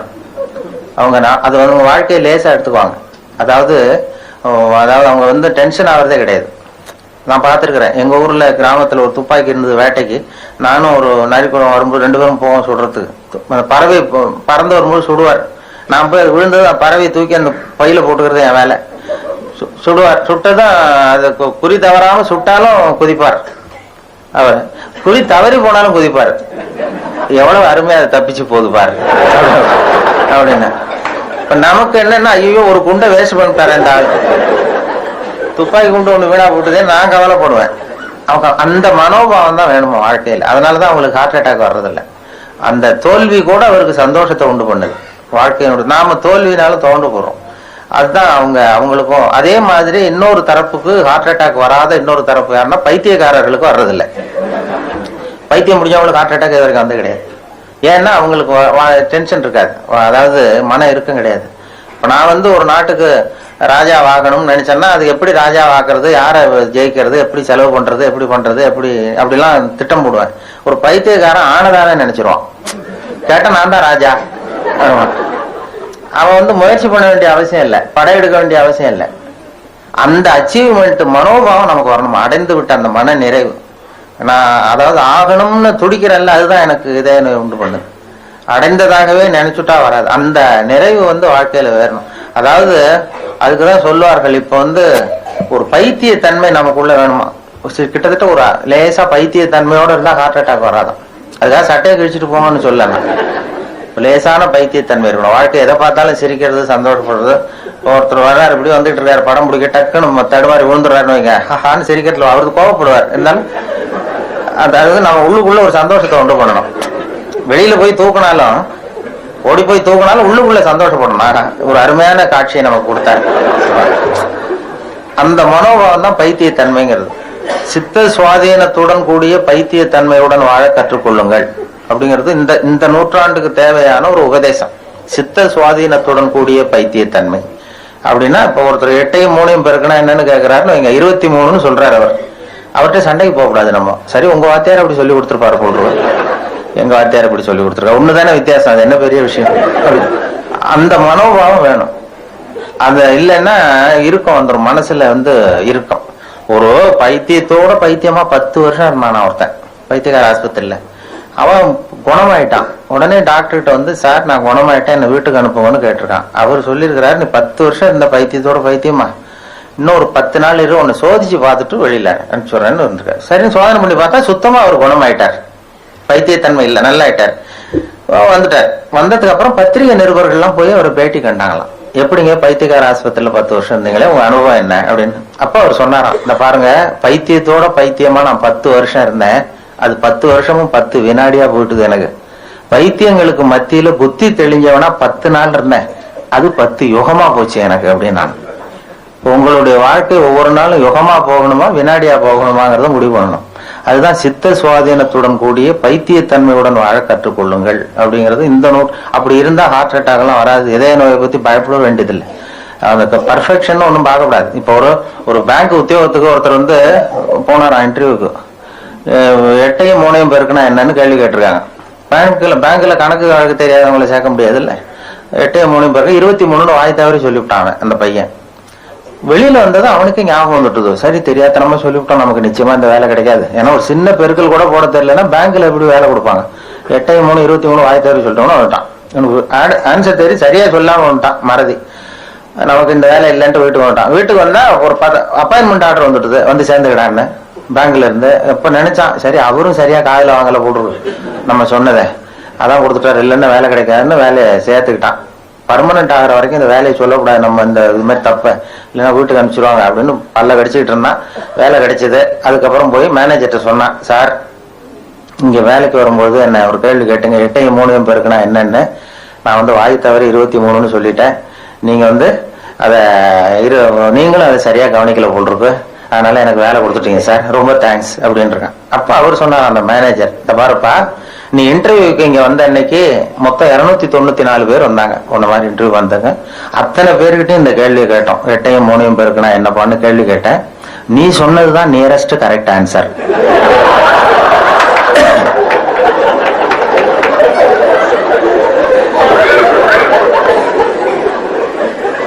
அதனால நான் ஒன்னும் தப்பா கொடுத்துடல, எல்லாம் விவரத்தோட தான் வேலை கொடுத்துருக்கேன் அப்படின்னு இருக்காரு. இது எதுக்குன்னா வாழ்க்கையை சந்தோஷமா ஆக்கி கொள்ள விரும்புகிறவர்கள் நியரஸ்ட் கரெக்ட் ஆன்சர் தான் பார்க்கணும். நியரஸ்ட் கரெக்ட் ஆன்சர் பார்க்கறவங்களுக்கு ஹார்ட் அட்டாக் வராது. எதையும் துல்லியமா இருக்கணும்னு சொல்லி ஒரு இறுக்கத்தை ஏற்படுத்தி கொள்ளாதீர்கள்ங்கிறதுக்காக சொல்லப்படுகிற உபதேசம். வாழ்க்கையில பர்ஃபெக்ஷன் ஒண்ணு உலகத்துல நேரம் ஒண்ணு கிடையாது. நானே என் மனசுல ஒரு உருவத்தை போட்டுவேன், அதே மாதிரி இருந்ததுன்னா பர்ஃபெக்டா இருக்குன்னு அர்த்தம். நான் போட்ட உள்ளுக்குள்ள பண்ண உருவத்துக்கு மாறா இருந்ததுன்னா அது பர்ஃபெக்ஷன் இல்லைன்னு நான் சொல்றேன். இது நானே பண்ணிக்கிற கோளாறு. உலகத்துல எது எப்படி இருக்கணுமோ அது அப்படித்தான் இருக்குது. அதனால நாம ஒரு பர்ஃபெக்ஷனை எதிர்பார்த்து இதயத்துல ஒரு நோயை உண்டு பண்ணி கொள்ள வேண்டாம். ஏன்னா இப்போ தேவைப்படுகிற அதுதான் சித்த சுவாதீனத்துடன் கூடிய வைத்தியத்தன்மையுடன் வாழ கற்றுக்கொள்ளுங்கள் அப்படிங்கிறது. அதனால இது மாதிரி புத்தகங்கள்லாம் ரொம்ப மருத்துவமனைகள்ல எல்லாம் வைக்கலாம். நல்ல புத்தகங்களை அது மாதிரி வைக்கிறது ரொம்ப நல்லது. நேரம் எனக்கு இங்கெல்லாம் நேரம் தவறாம பேசணும்னு சொன்னாங்க. நேரம் ரொம்ப நேரம் அந்த கால தெரியல. இந்த கடிகாரம் வச்சிருந்தாலும் பரவாயில்ல, கடிகாரம் இல்லை. 20 நிமிஷமா இனிமே எனக்கு கொடுத்தது சரியா இருக்கும்னு நினைக்கிறேன். இல்லைன்னா ஒரு சிக்கல். ஏன்னா வருங்காலத்துல இந்த மைக்கெல்லாம் புதுசா கண்டுபிடிக்கணும். அப்படின்னா நான் எவ்வளவு பேசணுமோ அதை இதுலயே செட் பண்ணி கொடுத்துடணும். நீங்க 25 நிமிஷம் எனக்குன்னா 25 நிமிஷம் இதுல அந்த அலாரம்லாம் செட் பண்ணது மாதிரி அப்படி ஒரு மைக் செட் பண்ணி கொடுத்துட்டா 20வது நிமிஷம் சர்ன்னு அப்படியே நிமிரணும் அந்த மைக்கு. நான் உடனே சரின்னா 5 நிமிஷம் இருக்கு அப்படின்னு சொல்லி முடிச்சுக்குவேன். முடிக்கலன்னா 25வது நிமிஷம் ஓங்கி தலையில ஒருத்தர். அது அப்படிதான் பண்ணணும். இல்லைன்னா கஷ்டம். ஒரு பேச்சாளர் அப்படியே பேசிட்டே இருந்துட்டு என்ன பேசுறது அப்படியே இருந்துட்டு, நான் கடிகாரத்தை பார்க்க மறந்துட்டேன் சார், நான் நேரங்காலம் தெரியாம நான் பாட்டு பேசிட்டேன், உங்களோட நிலைமை அறியாம கடிகாரத்தை பார்க்க மறந்துட்டேன், மன்னிச்சுங்க அப்படின்னு இருக்காரு. அப்போ ஒருத்தர் எழுந்திரிச்சு சொன்னாராம், ஏயா கடிகாரத்தை தான் பார்க்க மறந்த, பின்னாடி மாட்டிருக்கிற கேலண்டரையாவது பார்க்கப்படாதா?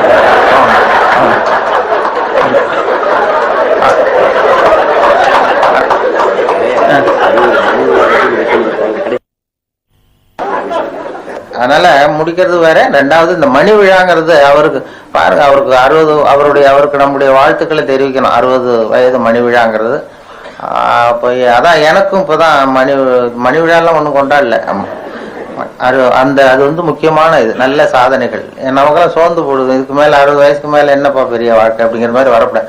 அது நல்ல ஒரு மற்றவர்களுக்கு வழிகாட்டியாக இருந்து இதை செய்யறார். நான் வந்து அவரை பற்றி முன்னாடி தெரியாத தவிர பிறகு நிறைய தெரிந்து கொண்டேன். அவருடைய புத்தகத்திலிருந்தும் அவருடைய இதெல்லாம் பார்த்து தெரிஞ்சுக்கிட்டேன். அதனால அவருடைய புத்தகங்கள் ரொம்ப இதா இருக்கு. மணி விழா அவங்களுக்கு ரொம்ப நம்முடைய வாழ்த்துக்களையும் தெரிவிச்சுக்கணும். ரொம்ப இதுல நம்ம எல்லாருடைய நல்வாழ்த்துக்களையும் அவருக்கு தெரிவித்துக் கொள்வோம். அடுத்தது வந்து இன்னொரு 20 வருஷம் கழிச்சு 80வது விழாவில் ஒருத்தரும் கூப்பிட்டாருன்னா நானும் வருகிறேன். அப்போ இதை விட இன்னொரு 10 வயசு குறைஞ்சிருப்பார் தோற்றத்துல. அவருக்கும் என்னுடைய நன்றியை தெரிவித்துக் கொள்கிறேன். எல்லாருக்கும் வணக்கம், நன்றி.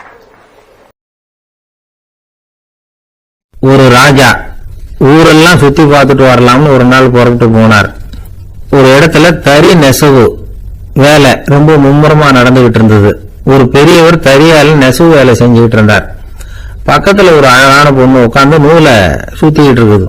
ராஜா அந்த பெரியவரை பார்த்து யார் இந்த பொண்ணுன்னு விசாரிச்சார். ராஜா அப்படி கேட்டதும் அவருக்கு ரொம்ப பெருமையா போயிட்டுது. ஏன்னா உட்கார்ந்து இருந்தது அவரோட மகள். அரசே, இது என்னுடைய மகள்.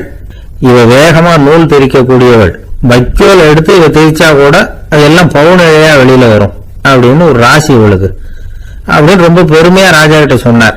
ராஜா இதை கேட்டவன் அசந்துட்டார். அப்படியா, இவ்வளவு அழகும் சாமர்த்தியமும் உள்ள இந்த பொண்ணு என்னோட வரட்டுமே, இவளை என் மருமகளா ஆக்கிக்கிறேன் அப்படின்னார் ராஜா. அந்த பெரியவருக்கு ஒன்றும் புரியல. ஏதோ கொஞ்சம் பெருமையா சொல்ல போக அது இப்படி ஆயிட்டுதே அப்படின்னு கவலைப்பட்டார். இருந்தாலும் ராஜா பேச தட்ட முடியுமா, மகளை அனுப்பி வச்சுட்டார். ராஜா அந்த பொண்ணை அரண்மனைக்கு அழைச்சிட்டு வந்தாரு. அங்க ஒரு அறையில வச்சு பூட்டி விட்டார். அந்த ரூம் நிறைய வைக்கோலை கொண்டாந்து போட்டு அடைச்சாங்க. 3 ராட்டைகள் வேற வச்சிருந்தாங்க. நாளைக்கு பொழுது விடியறதுக்குள்ள நீ இந்த வைக்கோலை எல்லாம் தங்க இழைகளா மாத்தி காட்டணும். நாளைக்கு காலம்புற வந்து நான் இந்த அறை கதவை திறப்பேன். உன் தகப்பன் சொன்னது மாதிரி எல்லாம் தங்கமா மாறி இருக்கணும், இல்லைன்னா நீ ஊர் தப்ப முடியாது அப்படின்னு உத்தரவு போட்டார். பாவம் அந்த பொண்ணு என்ன பண்ணும், பகல் பூரா அழுதுட்டே உட்காந்துருக்குது. ராத்திரி பூராவும் தூக்கம் வரல. மறுநாள் அதிகால நேரத்துல யாரோ கதவை தட்டுற சத்தம் கேட்டுது. பயந்துகிட்டே கதவை திறக்கிறா. திறந்து பார்த்தா வெளியில 3 அவலட்சணமான பெண்கள். ஒருத்திக்கு வந்து கால் அகலமா முறை மாதிரி இருக்கு, இன்னொருத்திக்கு கட்ட விரல் கரண்டி மாதிரி பெருசா இருக்குது, 3வது பொண்ணுக்கு உதடு தடிச்சு ரப்பர் மாதிரி தொங்கிட்டு இருக்கு. யார் நீங்க, உங்களுக்கு என்ன வேணும் அப்படின்னு கேக்குது இந்த பொண்ணு. நாங்க உங்களுக்கு உதவி செய்யறதுக்கு தான் வந்திருக்கிறோம் அப்படின்னு சொல்லி உள்ள வந்தாங்க, உட்கார்ந்தாங்க. கொஞ்ச நேரத்துக்குள்ள உள்ள இருந்த வைக்கோலை எல்லாம் தங்க இழைகளா மாத்தி கொடுத்துட்டு போயிட்டாங்க. காலையில ராஜா வந்தார், பார்த்தார். ஆகா பேஷனார். இன்னும் கொஞ்சம் வைக்கோலை கொண்டாந்து அந்த ரூம்ல போட சொன்னார். இந்த வைக்கோலையும் இன்னைக்கு தங்கமா மாத்தி விடு, நாளைக்கு மறுநாள் உனக்கும் இளவரசனுக்கும் கல்யாணம்னு சொல்லிவிட்டார். இன்னைக்கு ராத்திரி அந்த 3 பொண்ணுங்களும் வந்தாங்க. வைக்கோலை பொண்ணு இழைகளா மாத்தினாங்க, புறப்பட்டாங்க. இந்த பொண்ணு அவங்க காலில் விழுந்து வணங்கினா. என் உசுரை காப்பாத்தினீங்க, உங்களுக்கு நான் என்ன கைமாறு செய்ய போறேன் அப்படின்னா. பயப்படாத, நீ விரும்பினா எங்களுக்கு ஒரு உதவி செய்யலாம். உன்னுடைய கல்யாணத்துக்கு நாங்க 3 பேரும் வரோம். நீ எங்களை வந்து வரவேற்று ராஜா கிட்டையும் இளவரசர்கிட்டையும் நாங்க வந்து உன்னோட பெரியப்பா பொண்ணுங்கன்னு சொல்லி அறிமுகப்படுத்தி வை, நாங்க விருந்து சாப்பிட்டுட்டு போயிடுறோம் அப்படின்னாங்க. ரொம்பவும் சந்தோஷமா சரின்னு ஒத்துக்கிட்டா. கல்யாண நாள் வந்தது. கல்யாணம் ரொம்ப கோலாகலமா நடந்துகிட்டு இருக்கு. எல்லா தேசத்து ராஜா ராணிகளும் வந்துகிட்டு இருக்கிறாங்க. அந்த 3 அவலட்சணமான பொண்ணுங்களும் வந்து சேர்ந்தாங்க. யார் இவங்கன்னு கேட்டார் ராஜா. என் பெரியப்பா பொண்ணுங்க அப்படின்னா அந்த பொண்ணு. காலும் உதடும் கட்டை விரலும் ஏன் இப்படி உங்களுக்கு அவலட்சணம் ஆயிட்டுது அப்படின்னு கேட்டார். அதுக்கு அந்த பொண்ணுங்க பதில் சொன்னாங்க. என்ன செய்யறது, ஓயாம வைக்கோல 100 ஒருத்தியோட கட்டை விரல் அப்படி கரண்டி மாதிரி ஆயிட்டுது. நாக்குல தொட்டு தொட்டு திரிச்சதுனால ஒருத்தியோட உதடு அப்படி ஆயிட்டுது. காலால கட்டையை அழுத்தி தறி போட்டதுனால இன்னொருத்தையோட கால் அப்படி ஆயிட்டுது. உங்க மருமகளா வந்திருக்கிற இந்த பொண்ணு அந்த 3ஐயுமே செய்ய தெரிஞ்சவதான். என்ன ஆக போகுது இன்னும் கொஞ்ச நாள்ல அப்படின்னாங்க. அவ்வளவுதான், ராஜா பயந்துட்டார். அம்மா, இன்னையிலிருந்து நீ இளவரசனின் மனைவி. நீ எப்பவும் அழகா இருக்கணும், அதனால நீ இனிமே வைக்கோலை திரிக்கவே கூடாது அப்படின்னு உத்தரவு போட்டார். அவளை இக்கட்டான சூழ்நிலையிலிருந்து காப்பாத்தின அந்த 3 பொண்ணுங்களும் சந்தோஷமா திரும்பி போயிட்டாங்களாம். சுவாமி சின்மயானந்தர் இந்த கதையை சொல்லி இருக்கிறார். தன்னலம் மறந்து சுயலாபத்தை தியாகம் செய்யறது வைக்கோல்ல இருந்து தங்க இழைய நோக்கிறது மாதிரி அப்படிங்கிறார் அவர். அது இருக்கட்டும், இப்ப நம்ம கதைக்கு வருவோம். ஒரு ராஜா தன்னோட மகனுக்கு சுயவரம் நடத்தினார். எல்லா தேசத்தில இருந்தும் ராஜகுமாரர்கள் வந்திருந்தாங்க. ராஜகுமாரிய கல்யாணம் பண்ணிக்கலாம்ங்கிற ஆசையில சுயம்பர மண்டபத்திலிருந்து எல்லா ராஜகுமாரர்களும் அலறி அடிச்சுட்டு வெளியில ஓடி வந்துட்டு இருக்கிறாங்களாம். ஏன் அப்படி எல்லாரும் மிரண்டு போய் ஓடி வர்றாங்கன்னு கேட்டார் ஒருத்தர். அதுக்கு இன்னொருத்தர் விவரம் சொன்னார். ராஜகுமாரியை இன்னைக்குதான் அவங்க நேர்ல பார்த்தாங்களாம், அதுதான் அப்படி ஓடி வந்துட்டு இருக்கிறாங்க அப்படின்னார். காசி மாநகரத்தை பிரம்மதத்தன் அப்படிங்கிற ராஜா ஆட்சி பண்ணிட்டு வந்தார். அவர் ஒவ்வொரு வருஷமும் ஒரு திருவிழா நடத்துறது வழக்கம். எல்லா தேசத்திலிருந்தும் எல்லா வகையான ஜனங்களும் அதுல கலந்துக்குவாங்க. ஒரு சமயம் அது மாதிரி விழா நடந்துகிட்டு இருந்தது. வைகுண்டத்திலிருந்து தேவலோகத்திலிருந்து நிறைய தேவகுமாரர்கள்லாம் காசி நகருக்கு அப்போ வந்திருந்தாங்க. அதுல முக்கியமா ஒரு 4 தேவகுமாரர்கள், அந்த 4 பேரையும் சுத்தி ஏகப்பட்ட கூட்டம். அப்படி என்ன விசேஷம் அவங்க கிட்ட அப்படின்னா, மற்றவங்களை விட அவங்க முகம் அழகா இருந்ததா அப்படி பார்த்தா அப்படியே இல்லை. அவங்க அணிஞ்சிருந்த மலர் மாலைகள் தான் அதுக்கு காரணமா. அந்த மலர்கள்ல இருந்து அப்படி ஒரு அபூர்வமான நறுமணம். இதுக்கு முன்னாடி இப்படி ஒரு நறுமணத்தை அந்த ஊர் ஜனங்க அனுபவிச்சதே இல்லை. அதுதான் அந்த 4 பேரையும் சுத்தி கூட்டம். எல்லாரும் கேள்வி கேட்க ஆரம்பிச்சாங்க. உடனே அந்த 4 தேவகுமாரர்களும் எல்லாருக்கும் தெரியும்படியா வானத்துல எழும்பி கொஞ்சம் உயரமா நின்றுக்கிட்டாங்க. கீழே நின்றுகிட்டு இருந்த அரசன்ல இருந்து ஆண்டி வரைக்கும் ஒருத்தர் பாக்கி இல்லாம ஒரே குரல்ல எல்லாரும் அவங்கள பார்த்து, எங்களுக்கும் இது மாதிரி மாலையை போட்டுக்கணும்னு ஆசையா இருக்கு, அதுக்கு நீங்க தான் அருள் பண்ணணும் அப்படின்னு கேட்டுக்கிட்டாங்க. மாலை போட்டுக்கிறதுன்னா எல்லாருக்கும் ஆசையா தானே இருக்கும். அந்த 4 தேவகுமாரர்கள்ல ஒருத்தர் புத்தர் பிரான். அவர் சொன்னார், பூலோகவாசிகளே, நான் சொல்றத கொஞ்சம் பொறுமையா கேளுங்க. கக்காரு அப்படிங்கிற கற்பக விருஷத்தின் மலர்களால தொடுக்கப்பட்டது இந்த மாலை. இதுக்கு நிறைய சக்தி உண்டு. எந்த காலமும் இது வாடாது, வாசனையும் குறையாது. ஆனா இத அணிந்து கொள்றதுக்கு சில தகுதிகள் தேவை அப்படின்னார். என்ன தகுதி எது சொல்லுங்களேன் அப்படின்னு ஏக காலத்துல எல்லாரும் சத்தம் போட்டாங்க. தீய இயல்புகள் உள்ளவங்க, இழிந்த சிந்தனை, இழிந்த செயல் உள்ளவங்க இந்த மாலையை அணிய முடியாது அப்படின்னார். அவ்வளவுதான். கூட்டத்துல சத்தம் போட்டவங்க எல்லாம் மெதுவா அப்படி அடங்க ஆரம்பிச்சிட்டாங்க.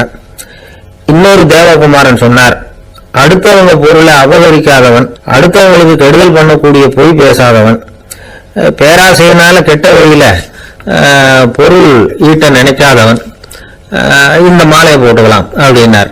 கூட்டத்திலிருந்து யாரும் முன்னுக்கு வரல. ஒரே ஒரு ராஜகுரு மட்டும் கொஞ்சம் முன்னாடி வந்தார். பெரியவர், படிச்சவர். அவரு, எனக்கு தகுதி இருக்குது அந்த மாலையை போட்டுக்கிறதுக்கு அப்படின்னார். வேற ஒண்ணும் இல்ல, போய் சொல்லியாவது அந்த மாலையை வாங்கிக்குவோமே அப்படின்னு முடிவு பண்ணிட்டார் அவர். அவ்வளவுதான், மாலையை வாங்கிட்டார். அடுத்த தேவகுமாரன் பேசினார்.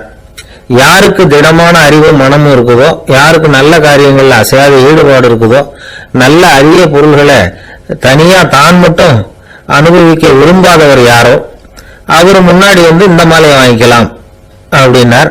அந்த தகுதியும் எனக்கு இருக்குன்னார் ராஜகுரு. மாலையை வாங்கி போட்டுக்கிட்டார். இன்னொரு ராஜகுமாரன் பேச ஆரம்பிச்சார். அறநெறியில செல்வம் சேர்க்கணும், ஆடம்பர பொருள்களுக்கு அடிமையாகக்கூடாது, வெற்றி அடைஞ்சாலும் கர்வம் வரக்கூடாது, அப்படிப்பட்டவங்க இந்த மாலையை போட்டுக்கலாம்னார். துணிஞ்சு போய் சொல்லி அதையும் வாங்கி கழுத்துல போட்டுக்கிட்டார் இந்த ராஜகுரு. இன்னொரு ராஜகுமாரன் சொன்னார், சான்றோர்களை நிந்திக்காதவங்க, புறம் பேசாதவங்க இந்த மாலையை போட்டுக்கலாம்னார். அதையும் வாங்கி போட்டுக்கிட்டார். திருவிழா முடிஞ்சது, எல்லாரும் திரும்பி போயிட்டாங்க. மறுநாள் ராஜகுரு 4 மாலைகளையும் போட்டுவிட்டு ராஜசபைக்கு வரார். வந்தவர் ரொம்ப அவஸ்தையோட வர்றார்.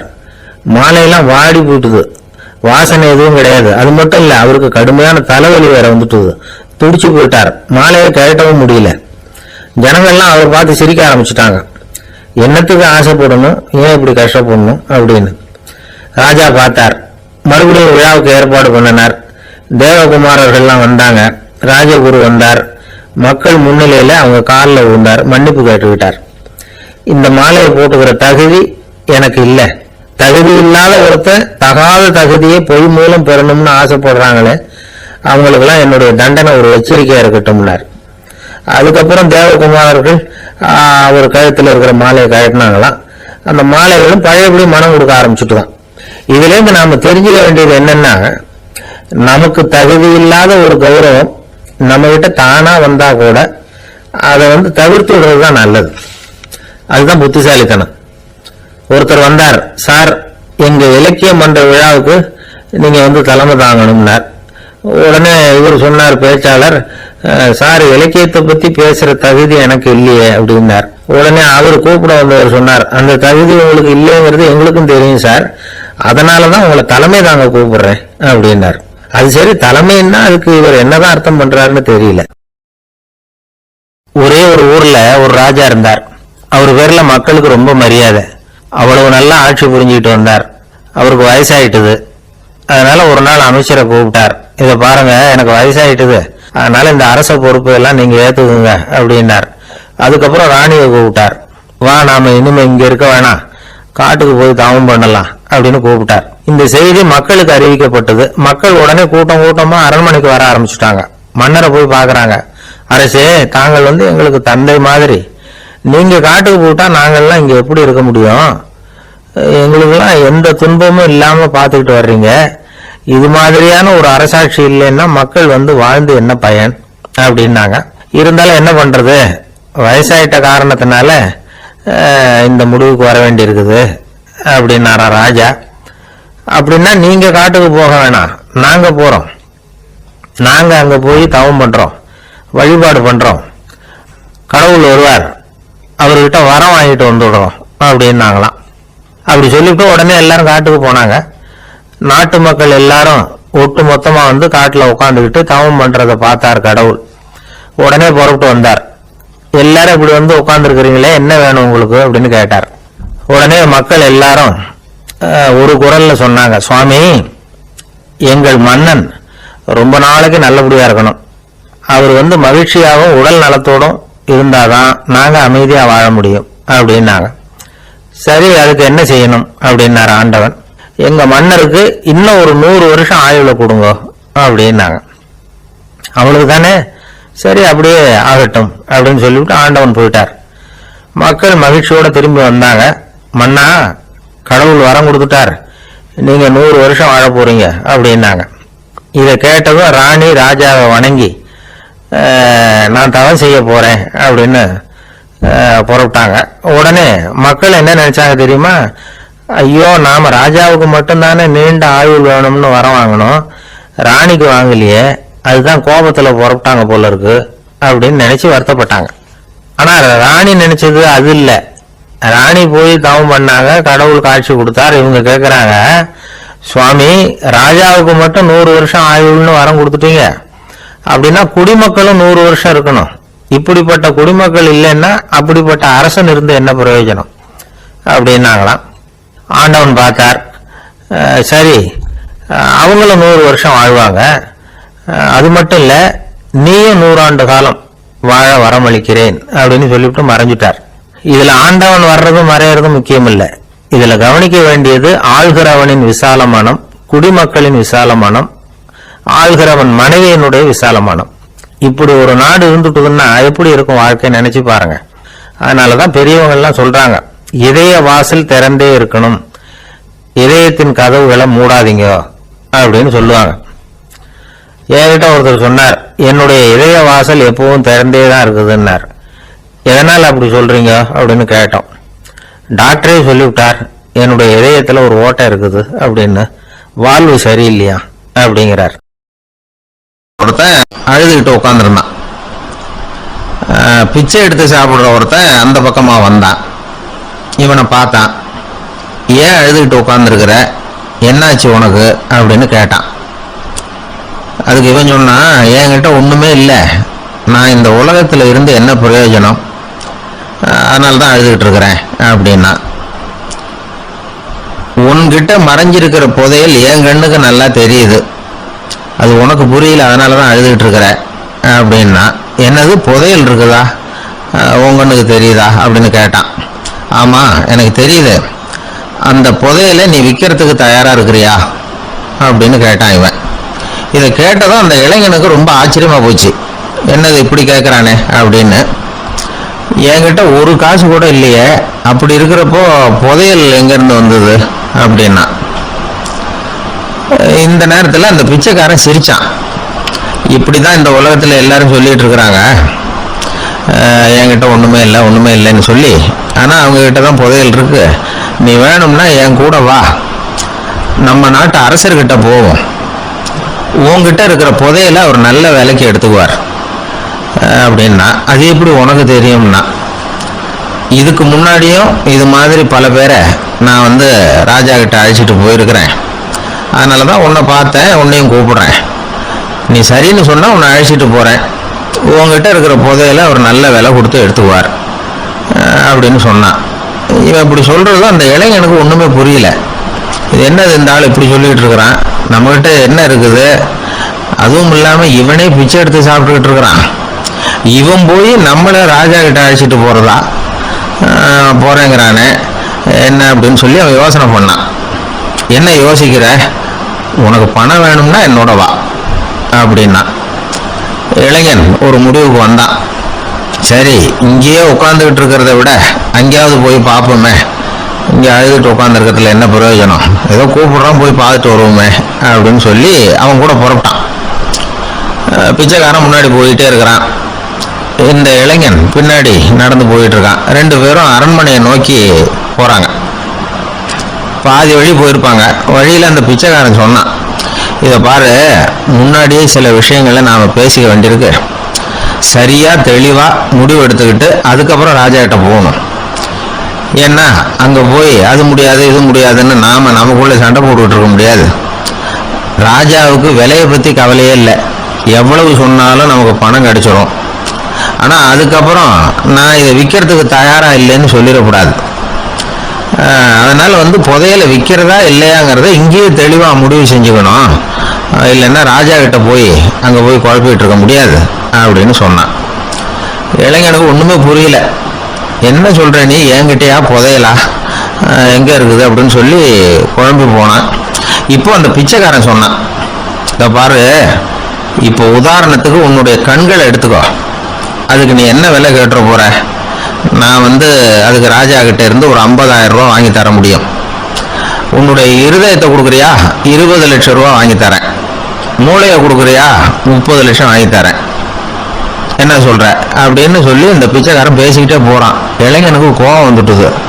என்ன உளர்ற, உனக்கு என்ன பைத்தியமா, கண்ணையும் மூளையையும் இருதயத்தையுமா விற்பாங்க, என்ன வேலை கொடுத்தாலும் அதெல்லாம் நான் விற்கிறதுக்கு தயாரா இல்லை, நான் விற்க மாட்டேன், அதை கொடுத்துட்டு நான் என்ன பண்றது, இப்படி நான் மட்டும் இல்லை யாருமே இதை விற்கிறதுக்கு தயாரா இருக்க மாட்டாங்க அப்படின்னு சொன்னான் அந்த இளைஞன். இப்படி சொன்னதும் அந்த பிச்சைக்காரன் வாய் விட்டு சிரிக்க ஆரம்பிச்சுட்டான். இப்போ பைத்தியமானது நானா நீயா, லட்சக்கணக்கான கோடிக்கணக்கான ரூபாய் பொறுமானம் உள்ள பொருள்களை உங்ககிட்டயே வச்சுக்கிட்டு விற்க முடியாதுன்னு சொல்ற நீ தான் ஏழை, என்கிட்ட ஒண்ணுமே இல்லைன்னு மரத்தடியில் உட்காந்து அழுதுட்டு இருக்கிறியே அப்படின்னு சொன்னான். இன்னைக்கு பாத்தீங்கன்னா பல பேர் தன்கிட்ட புதைஞ்சிருக்கிற ஆற்றலை புரிஞ்சிக்க முடியாம அவதிப்பட்டு இருக்கிறாங்க. நம்ம கிட்ட என்ன இருக்குங்கிறது அவங்களுக்கு தெரியறது இல்லை, அதனாலதான் என்கிட்ட ஒண்ணுமே இல்லைன்னு சொல்லி அழுதுகிட்டு இருக்கிறாங்க. இதை விளங்க வைக்கிறதுக்கு பெரியவங்க சொல்ற கதை இது. நம்ம கிட்ட இருக்கிற புதையலை நாம தான் தோண்டி எடுக்கணும். உண்மையான புதையல்ங்கிறது உள்ளே இருக்கு, ஆனா அதை வெளியில தேடுற ஆசாமிகள் தான் அதிகம். சராசரி மனித இயல்பு அப்படி. நம்ம கிட்ட விலை மதிக்க முடியாத பகுத்தறிவு இருக்கு, அதை வச்சுக்கிட்டு வாழ்க்கையில முன்னேறதுக்கு முயற்சி பண்ணணும். என்கிட்ட ஒண்ணுமே இல்லைன்னு நினைச்சு ஓரமா உட்காந்துடக்கூடாது. முயற்சி செஞ்சா முடியாத காரியம் எதுவுமே இல்லை. ஒரு ரயில்வே ஸ்டேஷன் பக்கம் வெளியில ஒரு டாக்ஸி நின்றுட்டு இருந்தது. அந்த பக்கமா வந்த ஒருத்தர் டாக்ஸி டிரைவரை பார்த்து சொன்னார், ஐயா உங்க வண்டியில பின் சீட்ல ஒரு மணி பர்ஸ் கிடக்கு, யாரோ மறந்து விட்டுட்டு போயிருக்கிறாங்க அப்படின்னாரு. இல்ல இல்ல அது காலி பர்ஸ் தான், நான் தான் அதை அங்க போட்டு வச்சிருக்கிறேன்னாரு டிரைவர். ஏன்னு கேட்டார் அவரு. இதுக்கு டிரைவர் சொன்னாரு, அதை பாக்குற யாராவது அதை எடுத்துக்கலாம்ங்கிற ஆசையிலேயாவது சவாரிக்கு வருவாங்க, அதுக்காக தான் போட்டு வச்சிருக்கிறேன் அப்படின்னார். ஒரு ஊர்ல ஒரு ராஜா இருந்தார். அவர் அடிக்கடி காட்டுக்கு வேட்டையாட போவார். சில நண்பர்களையும் கூட அழைச்சிட்டு போவார். காட்டுக்கு போனதும் ஆளுக்கு ஒரு பக்கமா போய் வேட்டையாடுவாங்க. சாயந்தரமா திரும்பி வருவாங்க. மறுநாள் அரண்மனையில உட்கார்ந்து ஒவ்வொருத்தரும் அவங்க அனுபவங்களை எல்லாம் சொல்லிக்குவாங்க. அவங்க வீரத்துக்கு தகுந்த மாதிரி பரிசு அந்த ராஜா கொடுப்பார். இது மாதிரி ஒரு தடவை எல்லாரும் வேட்டைக்கு போட்டு திரும்பி வந்ததும் உட்காந்து பேச ஆரம்பிச்சிருக்கிறாங்க. ஒருத்தன் சொன்னா தன்னுடைய வீர செயலை பத்தி அளக்க ஆரம்பிச்சுட்டான். ஏன்னா அது எதுக்கு பரிசு கிடைக்க போகுதுல்ல, அதனால. அவன் என்ன சொன்னான் தெரியுமா, அரசே நேற்றுக்கு காட்டுல என்ன ஆச்சு தெரியுமா, எனக்கு நேரா ஒரு சிங்கம் வாயை திறந்துட்டு வந்துட்டு நான் பயப்படவே இல்லை. உடனே ஒரு கல்லை எடுத்து குறி பார்த்து வீசினேன், சிங்கத்து வாய்க்குள்ள போய் அந்த கல்லு மாட்டிக்கிட்டது. அவ்வளவுதான். அந்த சிங்கம் என்னை பார்த்துட்டு பயந்துட்டு ஒரே ஓட்டமா திரும்பி ஓடி போயிட்டுது அப்படின்னா. ஆஹா பலே அப்படின்னு எல்லாரும் கை தட்டினாங்க. ரெண்டாவது ஆள் ஒருத்தன் எழுந்திரிச்சான். அவன் சொல்ல ஆரம்பிச்சான், அரசே, நான் போன வழியில 2 பெரிய மலைப்பாம்பு கிடந்தது, என்னை மூழ்கிறதுக்கு வந்தது. நான் என்ன பண்ணேன் தெரியுமா? அந்த 2 பாம்போட வாலையும் ஒன்னா சேர்த்து முடிச்சு போட்டுட்டேன். அவ்வளவுதான். அது அங்க இருக்க இது இங்க இருக்க முடிச்சு நல்லா இறுகி போட்டுது அப்படின்றான். ஆஹா அற்புதம்னு சொல்லி எல்லாரும் கை தட்டினாங்களாம். அடுத்தபடியா 3வது ஆள் ஒருத்தன் வந்தான். அவன் சொல்ல ஆரம்பிச்சான், மன்னா, நான் போன பாதையில குறுக்க ஒரு ஆறு, அதுல இறங்கி குளிச்சேன். யாரோ காலை பிடிச்சி இழுக்கிறது மாதிரி இருந்தது. திரும்பி பார்த்தா ஒரு பெரிய முதலை. நான் உடனே அப்படியே ஒரு துள்ளல் துள்ளி அது முழுவில் போய் உட்காந்துக்கிட்டேன். அதை அப்படியே கரைக்கு நீந்த வச்சேன். கரைக்கு வந்து சேர்ந்ததும் அப்படியே ஒரே துள்ளி குளிச்சு கரைக்கு வந்துட்டேன் அப்படின்றான். அவன் தன்னுடைய வீரத்தை அப்படி சொல்லியிருக்கான். அதடா எப்பேற்பட்ட வீரம் அப்படின்னு எல்லாரும் கை தட்டினாங்களாம். 4வது ஆள் எழுந்திரிச்சான், மன்னா, நான் போன இடத்துல ஒரு கரடி வந்து என்னை துரத்த ஆரம்பிச்சுட்டு நான் ஒரு மலை உச்சிக்கு வந்துட்டேன். அதுக்கப்புறம் ஒரு அடி எடுத்து வச்சாலும் அதுல பாதாளத்துல விழ வேண்டியதுதான். அந்த நேரம் பார்த்து ஒரு பெரிய ராட்சச கழுகு அந்த பக்கமா பறந்து வந்தது. நான் உடனே அப்படியே உயர எழும்பி அந்த கழுகோட காலை பிடிச்சிக்கிட்டேன். அப்படியே தொங்கிக்கிட்டே வந்தேன்.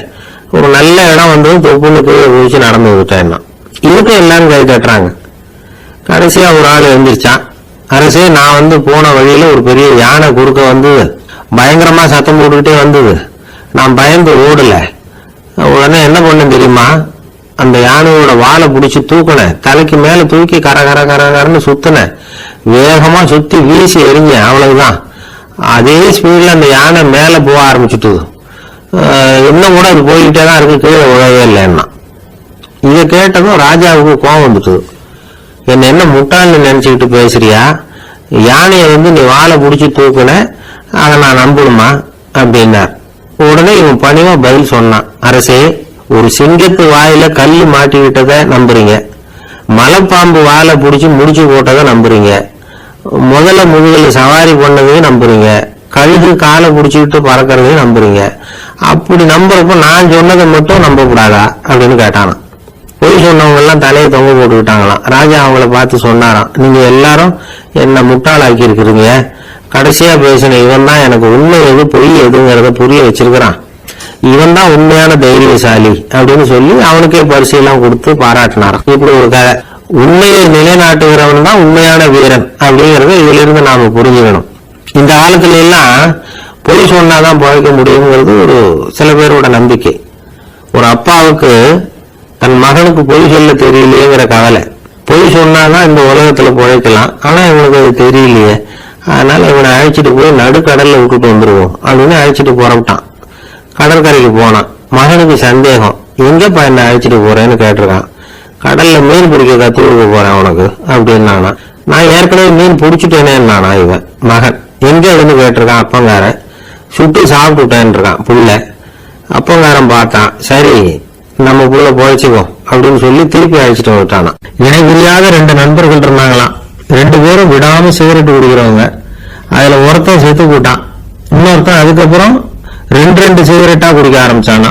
ஏன் இப்படி பண்றேன்னு கேட்டிருக்காங்க.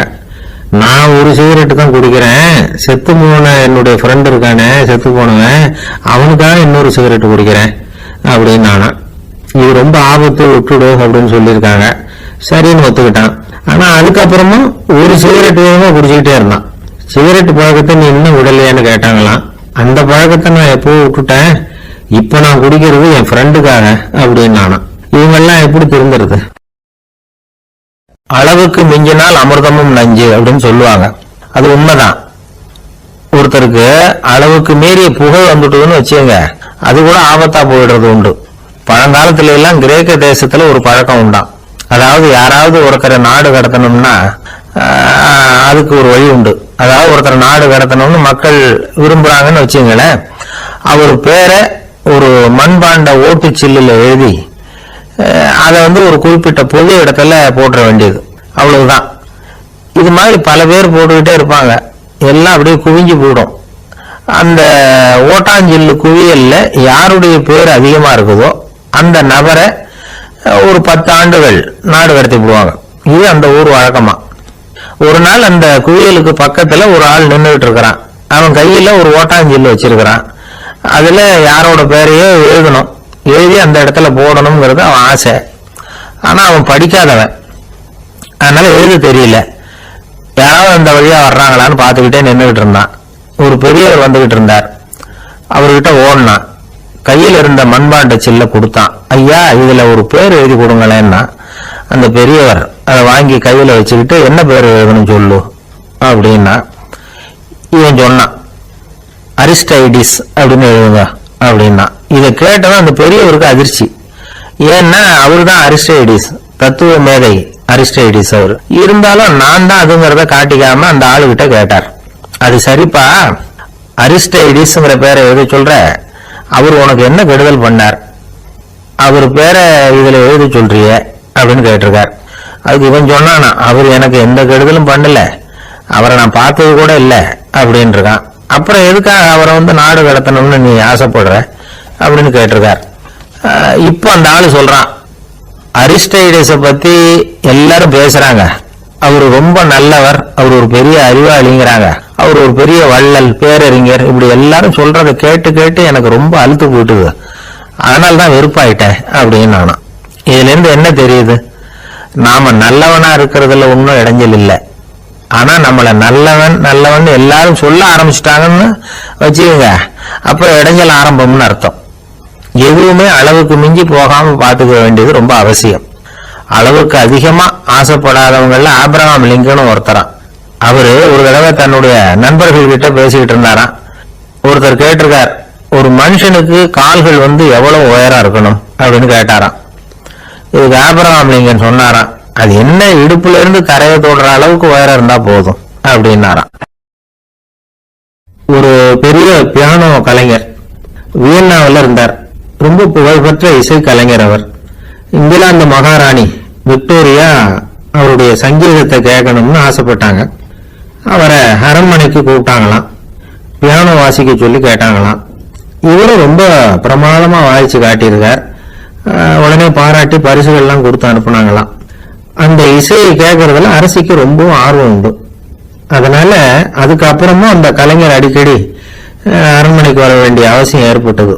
ஏன்னா அரசி கூப்பிட ஆரம்பிச்சாங்க, இவர் போகணும், அங்க இசை நிகழ்ச்சி நடத்தணும், இவர் அங்க பாடி வாசிக்கிறது உண்டு. ஒரு தடவை மகாராணி அவரை பார்த்து, உங்க நாட்டு தேசிய கீதம் பாடுங்களேன் அப்படின்னு கேட்டாங்களாம். உடனே அவரு தன்னுடைய நாடான ஆஸ்திரியாவின் தேசிய கீதத்தை பாடியிருக்கிறார். அவர் பாட ஆரம்பிச்ச உடனே மகாராணி எழுந்திருச்சு நின்னாங்களாம். அதுக்கு மரியாதை செலுத்துற நோக்கத்தோட பாட்டு முடிகிற வரைக்கும் அப்படியே நின்றுட்டு இருந்தாங்களாம். இதுதான் அந்த அரசியனுடைய பெருந்தன்மை. அதாவது நாட்டுப்பற்றுங்கிறது அந்த அளவுக்கு அப்படி இருக்கணும்.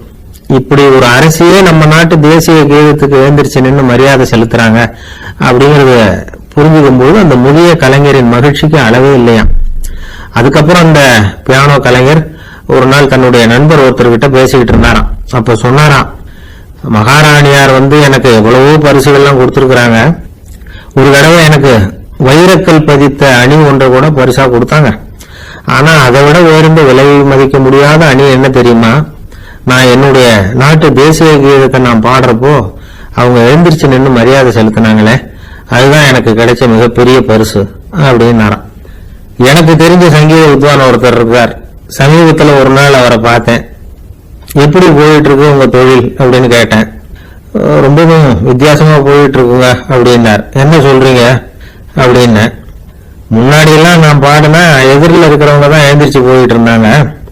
இப்ப எப்படின்னா நான் பாட ஆரம்பிச்சுட்டா உடனே பக்கவாத்தியக்காரனே எழுந்திரிச்சு போயிடுறான் அப்படின்னார் ரொம்ப வேதனையோட. ஒரு பெரியவர் உட்கார்ந்து இருக்கிறார். அவரை சுத்தி அவருடைய தோழர்கள் உட்கார்ந்து இருக்கிறாங்க. ஏதோ ஒரு முக்கியமான செய்தியை அவர் அவங்களுக்கு சொல்லிட்டு இருக்கிறார். அவங்களும் ஆர்வமா கேட்டுக்கிட்டு இருக்கிறாங்க. இந்த சமயத்துல யாரோ ஒரு ஆள் வேகமா அங்க வர்றார். வர்ற வேகத்திலேயே எனக்கு ஏதாவது உதவி செய்யுங்க அப்படின்னு கேட்டுக்கிட்டே வர்றார். கேட்கறது உதவி, ஆனா குரல் மிரட்டுறது மாதிரி இருக்கு, அதட்டி கேட்கறது மாதிரி இருக்கு. இதை கேட்டதும் அந்த பெரியவர் ஆத்திரப்படல, ஆனா அவரை சுத்தி இருந்தவங்க ஆத்திரப்பட்டாங்க. இதை பெரியவர் கவனிச்சார். கொஞ்சம் அமைதியா இருங்கன்னார். வந்தவரை கூப்பிட்டார். அவருக்கு சில பொருள்களை கொடுத்தார். என்னங்க, இப்போ உங்களுக்கு மகிழ்ச்சி தானே அப்படின்னார். அப்படின்னு அலட்சியமா அவர் சொல்றார். நான் உங்களை நல்ல முறையில நடத்தினேன்னா அப்படின்னு கேட்கிறாரு அவர் மறுபடியும். அதெல்லாம் ஒண்ணும் இல்லை அப்படின்னு சொல்லி அவரு சொல்லிட்டு இருக்கிறாரு. குரல்ல கடுமை குறையில. சுத்தி இருந்தவங்களால இதை பொறுத்துக்க முடியல. கோபத்தோடு அவரை நோக்கி நெருங்க ஆரம்பிச்சாங்க. பெரியவர் அவங்களை எல்லாம் தடுத்து நிறுத்தினார். வந்தவரை வாங்க என்னோட அப்படின்னு சொல்லி அழைச்சிட்டு போனார். வீட்டுக்கு போனார். அங்க போனதும் இன்னும் சில பொருள்களை எடுத்து அவர்கிட்ட கொடுத்தார். இப்ப திருப்தி தானே, நான் உங்ககிட்ட நல்ல முறையில நடந்துகிட்டேனா அப்படின்னார். அவர் முகம் இப்பதான் கொஞ்சம் மலர்ந்தது. ரொம்ப நன்றி, இறைவன் உங்க குடும்பத்துக்கு எல்லா நன்மைகளையும் செய்வான் அப்படின்னு சொன்னார். இதே வார்த்தைகளை என்னுடைய தோழர்கள் கிட்டே சொல்லிட்டீங்கன்னா அவங்க கோபம் தணிஞ்சிரும், வர முடியுமான்னார். கண்டிப்பா வர்றேன் அப்படின்னாரு. மறுநாள் காலையில அந்த இடத்துக்கு வந்தார். அதே மாதிரி சொல்லிவிட்டு அவர் போயிட்டார். தோழர்கள்லாம் ரொம்ப வியப்போட பெரியவரை பார்த்தாங்க. அந்த பெரியவர் தான் நபிகள் நாயகம். அவர் சொன்னார், ஒருத்தன் ரொம்ப ஆசையா ஒரு ஒட்டகத்தை வளர்த்துக்கிட்டு வந்தான். ஒரு நாள் அந்த ஒட்டகம் கயத்தை அறுத்துக்கிட்டு ஓடி போயிட்டுது. அக்கம் பக்கத்தில் இருக்கிறவங்க எல்லாம் அந்த ஒட்டகத்தை பிடிக்கிறதுக்கு முயற்சி பண்ணாங்க. அதை துரத்திட்டு ஓடினாங்க. ஒட்டகம் தாறுமாறா ஓட ஆரம்பிச்சது. இந்த சமயத்துல ஒட்டகத்தை வளர்த்தவன் அங்க ஓடி வந்தான். நீங்க அதை ஒண்ணும் செய்ய வேணாம், விட்டுருங்க. அதோட சுபாவம் எனக்கு நல்லா தெரியும். அதை சுலபமா என்னோட வழிக்கு கொண்டுட்டு வந்துட முடியும். நான் பாத்துக்கிறேன், விட்டுருங்க அப்படின்னா. எல்லாரும் விலைக்கு போயிட்டாங்க. இவன் என்ன செஞ்சான் தெரியுமா? கொஞ்சம் புல்ல கையில எடுத்துக்கிட்டு அந்த ஒட்டகத்தை நெருங்கினான். அவ்வளவுதான். அது ஓடி இவன் காலடியில உட்காந்துக்கிட்டது. செல்லமா அதை அப்படியே தடவி கொடுத்தான். முதுகுல ஏறி உட்காந்துக்கிட்டான். அது பாட்டுக்கு சாதுவா நடந்து போகுது. இந்த கதையை நபிகள் நாயகம் தம்முடைய தோழர்களுக்கு சொல்றார். ஒட்டகத்தை மட்டும் இல்ல, சில மனிதர்களையும் கூட சில விதத்துல அணுகிதான் அவர்களை சீர்திருத்த வேண்டியிருக்குது அப்படிங்கறத அவங்களுக்கு உணர்த்தினார். இது ஒரு அழகான உளவியல் அணுகுமுறை. சில குடும்ப தலைவர்கள் கூட இந்த ஒட்டகம் மாதிரி நடந்துகிறது உண்டு, அப்புறம் அடங்கி போறதும் உண்டு. ஒரு குடும்ப தலைவர் காலையில எழுந்திரிச்சதுல இருந்து சத்தம் போட்டு கத்திக்கிட்டு இருப்பார். பக்கத்துல இருந்தவங்க எல்லாம் ஓடி போய் சமாதானம் பண்ணி பார்த்தாங்க. அவர் ஓயறது மாதிரி தெரியல. கடைசியில அவர் மனைவி வந்தாங்க. நீங்க எல்லாம் விலைக்கு போடுங்க, அவர் சுபாவம் எனக்கு தெரியும், நான் பாத்துக்கிறேன் அப்படின்னாங்க. சரின்னு எல்லாரும் போயிட்டாங்க. சாயந்தரமா பாக்குறாங்க, அவர் சத்தம் இல்லாம ஒரு மூலையில உட்கார்ந்து இருக்கிறார். ரொம்ப சாதுவா. ஆச்சரியமா இருந்தது. என்னம்மா பண்ணீங்கன்னு கேட்டாங்க. அது ஒண்ணும் இல்லைங்க, ஒரு வேளை சாப்பாட்டை நிறுத்தினேன், பட்டினி போட்டேன், அவ்வளவுதான் அப்படின்னாங்க அந்த அம்மா. என்னை விட யோகியம் இந்த உலகத்துல வேற யாரும் இல்லை சார் அப்படின்னாரு ஒருத்தர். அவரை விட அயோக்கியன் வேற யாரும் இருக்க முடியாதுங்கிற முடிவுக்கு கேட்டவங்க வந்துட்டாங்களாம். மனுஷனுக்கு இருக்கிற ஒரு மிகப்பெரிய குறையே தன்கிட்ட இருக்கிற குறை அவனுக்கு தெரியாம போறதுதான். ஆனா அடுத்தவங்கிட்ட இருக்கிற குறை இவனுக்கு தெளிவா தெரிஞ்சிடும். ஒரு ஒட்டகம் ஒரு கொக்கை பார்த்து ஒரு கேள்வி கேட்டுதான். என்ன கேள்வி தெரியுமா? உன் கழுத்து ஏன் இப்படி வளைஞ்சு போயிருக்குது அப்படின்னு கேட்டிருக்கு. இதுக்கு உடம்பே வளைசல். இது போய் கொக்கை கிண்டல் பண்ணுது. இன்னைக்கு மனித சுபாவமும் கிட்டத்தட்ட இப்படித்தான் இருக்குது. இந்த உலகத்துல குறையில்லாத மனிதர்கள் யாரும் கிடையாது, நாம உள்பட அப்படிங்கறத முதல்ல நாம நல்லா புரிஞ்சுக்கணும். ஒரு ஊர்ல ஒரு விற்பனை நிலையம் இருந்தது. செல்ல பிராணிகளை விற்பனை செய்யற நிலையம் அது. நாய், கிளி, பூனை இப்படி நிறைய வச்சு விற்பனை பண்ணிட்டு இருக்கிறாங்க. நாய்க்குட்டி விற்பனை செய்யற பகுதியில ஒரு சிறுவன் நின்றுகிட்டு இருந்தான். விற்பனை செய்யற ஆளுகிட்ட விலை கேட்டுக்கிட்டு இருந்தான். அது இருக்குது, அந்த நாய்க்குட்டி என்ன விலை அப்படின்னு கேட்டானா. 1000 ரூபாய் அப்படின்னாராம். சரி, அது வேணாம், இது என்ன விலைன்னு இருக்கான். 500 ரூபா அப்படின்னாராம். இந்த சின்ன பையன் கையில வச்சிருந்தது வெறும் 50 ரூபா தான். அதனால இதை விட குறைச்சலா கிடைக்குமான்னு பாத்திருக்கான். அந்த கடையில ஒரு மூலையில சரியா கவனிக்கப்படாம ஒரு நாய்க்குட்டி படுத்து கிடந்தது. பாவமா கத்திக்கிட்டு இருந்தது. அதை பார்த்ததுமே இவனுக்கு அது ரொம்ப பிடிச்சு போச்சு. உடனே அந்த கடைக்காரரை பார்த்து, அதுவும் அந்த மூலையில படுத்து கிடக்குதே அந்த நாய்க்குட்டி என்ன விலை அப்படின்னு கேட்டிருக்கான். தம்பி, அது ஒரு கால் ஊனம், அதனால அது உன்னோட குதிச்சு விளையாடவோ ஓடுறவோ அதனால முடியாத காரியம் அப்படின்னு இருக்காரு அவர். அது தெரிஞ்சுதாங்க கேட்கிறேன், அதோட விலை என்ன அதை மட்டும் சொல்லுங்களேன் அப்படின்னு இருக்கான். தம்பி, இது கால் ஊனம் உள்ள ஒரு நாய். இதை போய் காசு கொடுத்து வாங்கறதுக்கு யாராவது பிரியப்படுவாங்களா? இதை நான் உனக்கு இலவசமாவே தர்றேன், எடுத்துட்டு போ அப்படின்னாராம். இதை கேட்டதும் அந்த சிறுவனுக்கு கோபம் வந்துட்டுதான். நீங்க ஒன்னும் சும்மா கொடுக்க வேணாம், இந்தாங்க 50 ரூபா, இதை வச்சுக்கிட்டு நாய்க்குட்டி கொடுங்க அப்படின்றான். அவருக்கு ஒன்றும் புரியல, ஆச்சரியமா இருந்தது. சரின்னு பணத்தை வாங்கிட்டு நாய்க்குட்டியை தூக்கி கொடுத்தார். அந்த சிறுவன் அந்த நாய்க்குட்டியை 2 கையாலையும் வாங்கினா, மார்போட பிரியமா சேர்த்து அணைச்சுக்கிட்டான். தெருவில் இறங்கி நடக்கிறான். அப்படி நடக்கும்போதுதான் பாக்குறார், கடைக்காரர் வந்து ஆச்சரியமா அவனை பாக்குறாரு. அப்பதான் அவருக்கு ஒரு விஷயம் புரியுது. அந்த சிறுவன் தெருவில் நாய்க்குட்டியை மார்போட அணைச்சுக்கிட்டு விந்தி விந்தி நடந்து போய்கிட்டு இருக்கிறான். ஆமா, அவனுக்கும் ஒரு கால் ஊனும். இந்த நாய்க்குட்டியை யாருமே வாங்க மாட்டாங்கன்னு நினைச்சுக்கிட்டு இருந்தார். குறையுள்ள அதுக்கும் ஒரு எஜமானம் கிடைச்சுட்டான். அதனால ஊனம் ஒரு குறை இல்லை அப்படிங்கிற உண்மையை அந்த கடைக்காரர் புரிஞ்சுக்கிட்டாராம். நம்மால் ஒருத்தர் கொஞ்சம் வயசானவர், எழுந்திரிச்சு சரியா நடக்க முடியாது, சாய்வு நாற்காலியிலேயே எப்பவும் உட்கார்ந்துருப்பார். அவரு தனக்கு துணையா ஒரு நாயை பக்கத்துல வச்சிருந்தார். அதுவும் ரொம்ப வயசான ஒரு நாய், எழுந்திரிக்கவே சிரமப்படும், நடக்கவும் முடியாது. அவர் பக்கத்திலே இதுவும் சோர்ந்து போய் படுத்து கிடக்கும். அந்த பெரியவரை பார்க்க வந்த ஒருத்தர் கேட்டார், ஏங்க, ஒரு சின்ன பையனை உங்களுக்கு துணையா வச்சுக்க கூடாதா? இந்த நாயை உங்களுக்கு பாதுகாப்பா வச்சிருக்கிறீங்களே, உங்களுக்கு ஒரு ஆபத்துன்னா இது எப்படி உங்களுக்கு உதவ முடியும் அப்படின்னார். அப்ப அவரு சொன்னாராம், எனக்கு ஒரு ஆபத்துன்னா அந்த சமயத்துல இந்த நாய் என்னை தனியா விட்டுட்டு ஓடி போயிடாம இருக்கணும்ல, அதுக்காகத்தான் இதை நான் வச்சிருக்கிறேன் அப்படின்னாராம். ஒரு ஜென் துறவி, அவருக்கு ரொம்ப வயசாயிட்டது, கடைசி காலம். நண்பர்களை எல்லாம் கூப்பிட்டார். நண்பர்களே, நான் வந்து வித்தியாசமான முறையில சாகணும்னு ஆசைப்படுறேன், அதுக்கு ஏதாவது யோசனை சொல்லுங்களேன் அப்படின்னு கேட்டாராம். நண்பர்கள் சிரிச்சாங்க. என்ன பேச்சு பேசுறீங்க, சாவறதுங்கிறது என்ன விளையாட்டு கத்தனமான காரியமா அப்படின்னு கேட்டிருக்காங்க. அந்த துறவி கொஞ்ச நேரம் யோசனை பண்ணார். அப்புறம் கேட்டாராம், இதுவரைக்கும் யாராவது நடந்துகிட்டே இறந்துருக்கிறாங்களா அப்படின்னாராம். எல்லாரும் இல்லைன்னாங்களாம். ஒருத்தர் மட்டும் சொல்லியிருக்கார். அப்படியும் ஒருத்தர் இறந்திருக்கிறதாக ஒரு கதையில படிச்சிருக்கிறேன், ஒரு ஞானியால தான் அப்படியெல்லாம் செய்ய முடியும் அப்படின்னு அவர் சொன்னாராம். சரி, அப்படின்னா அந்த முறை நமக்கு வேணாம், நின்றுகிட்டே யாராவது உயிரை விட்டுருக்காங்களா அப்படின்னு விசாரிச்சாராம். அப்படியும் ஒருத்தர் இறந்திருக்கிறார் அப்படின்னாங்களாம்.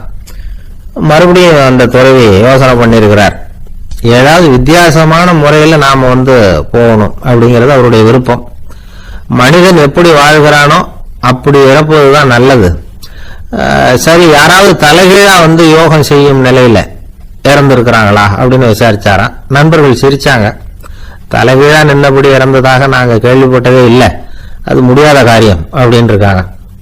இப்ப அந்த துறவிக்கு திடீர்னு உற்சாகம் வந்துட்டுது. உடனே எழுந்திரிச்சார், தலைகீழா நின்னார், அப்படியே உயிரை விட்டுட்டார். அவ்வளவுதான். அந்த மடாலயத்துல ஒரே குழப்பம், எப்படி அவரை கீழே இறக்கி படுக்க வைக்கிறது அப்படின்னு புரியல. இப்படி உயிர் விடுறத பத்தி அவங்க இதுவரைக்கும் கேள்விப்பட்டதும் இல்லை. உண்மையிலேயே வந்து இவர் வந்து இறந்துதான் போனாராங்கிறதும் தெரியல. சோதிச்சு பார்த்தாங்க, இதய துடிப்பு, நாடி துடிப்பு எல்லாம் நின்று போயிருந்தது. இவர் எப்பவும் இப்படித்தான், என்ன பண்றது இப்போ அப்படின்னு சொல்லி எல்லாரும் குழம்பிட்டு இருக்கிற சமயத்துல ஒரு பெரியவர் யோசனை சொன்னார். இந்த துறவியோட மூத்த சகோதரி பக்கத்து மடாலயத்துல இருக்கிறாங்க, அவங்களை இங்க அழைச்சிட்டு வந்தா ஏதாவது வழி கிடைக்கும் அப்படின்னார். அந்த அம்மாவுக்கு 90 வயசு. அழைச்சிட்டு வந்தாங்க. ஒரு குச்சியை ஊன்றிக்கிட்டு அப்படியே மெதுவா நடந்து வந்தாங்க. வந்து, தம்பி, தலைகீழா நின்று உயிர் விட்டு இறக்கிறத பார்த்தாங்க. தம்பின்னு கூப்பிட்டு பார்த்தாங்க, ஒன்றும் காணும். உடனே என்ன பண்ணாங்க, தன்னுடைய கைத்தடியால தம்பியோட உடலை ஒரு தட்டு தட்டினாங்க. ஏப்பா, சாகரப்போ உன்னுடைய குறும்புத்தனத்தை விடலையா, இப்படியாடா சாகிறது, ஒழுங்கா செத்து தொலை அப்படின்னாங்களாம். அவ்வளவுதான். உடனே அந்த துறவி திரும்பி நேரா நின்னார். அக்கா, கோவப்படாத, நான் ஒழுங்கா சாகிறேன், எப்படி செத்தா என்ன, எல்லாம் எனக்கு ஒண்ணுதான் அப்படின்னு சொல்லிவிட்டு அப்படியே தரையில படுத்து உயிரை விட்டாராம். அதுக்கப்புறம் அந்த அம்மா கோலை வந்து கையில எடுத்துக்கிட்டு அப்படியே திரும்பி கூட பார்க்காம அவங்க பாட்டுக்கு போயிட்டாங்களாம். மரணத்தை ஒரு விளையாட்டாக ஆக்கிய அந்த துறவிக்கு வாழ்க்கையே ஒரு விளையாட்டா தான் இருந்திருக்குது. எந்த நோக்கமும் இல்லாம செயல்படுறதுன்னா என்னங்கிறதும் அவருக்கு தெரிஞ்சிருக்குது. பயனை எதிர்பார்க்காம பணி செய்து வாழ்ந்து மறைந்த மகான் அவர். தம்முடைய தொழிலை வந்து விளையாட்டு போல செய்ய தெரிஞ்சவருக்கு வாழ்க்கையே ஒரு விளையாட்டா மாறிடும். எல்லாமே விளையாட்டாகி விடுகிற போது மரணமும் விளையாட்டாகிவிடும் அப்படிங்கிறது தான் அந்த தத்துவம். ஆனா அதுக்கு முன்னாடி உங்களுக்குள்ள இருக்கிற உண்மையான நடிகனை வந்து நீங்க அடையாளம் கண்டுபிடிக்கணும். நீங்க நடிக்க வேண்டியதே இல்லை, நீங்க ஏற்கனவே நடிச்சுக்கிட்டு தான் இருக்கிறீங்க. நீங்க இந்த உண்மையை தெரிஞ்சுக்கணும், அவ்வளவுதான். இதுதான் ஞானிகளுடைய கருத்து. வாழ்க்கையை சரியா புரிஞ்சுக்கிட்டா எல்லாமே நடிப்புங்கிறது புரியும். கல்யாண பத்திரிகை அனுப்பியிருந்தேனே, ஏன்டா வரலன்னு கேட்டான் ஒருத்தன். வந்திருந்தேனே அப்படின்னானா இவன். டேய், ஏன்டா போய் சொல்ற, நான் பத்திரிகையே உனக்கு அனுப்பலையே அப்படின்ட்டு இருக்கான் அவன். அதுக்கு இவன் சொன்னானா, பத்திரிக்கை அனுப்புனேன்னு நீ போய் சொல்றப்போ கல்யாணத்துக்கு வந்தேன்னு நான் போய் சொல்லக்கூடாதா அப்படின்னு நானா.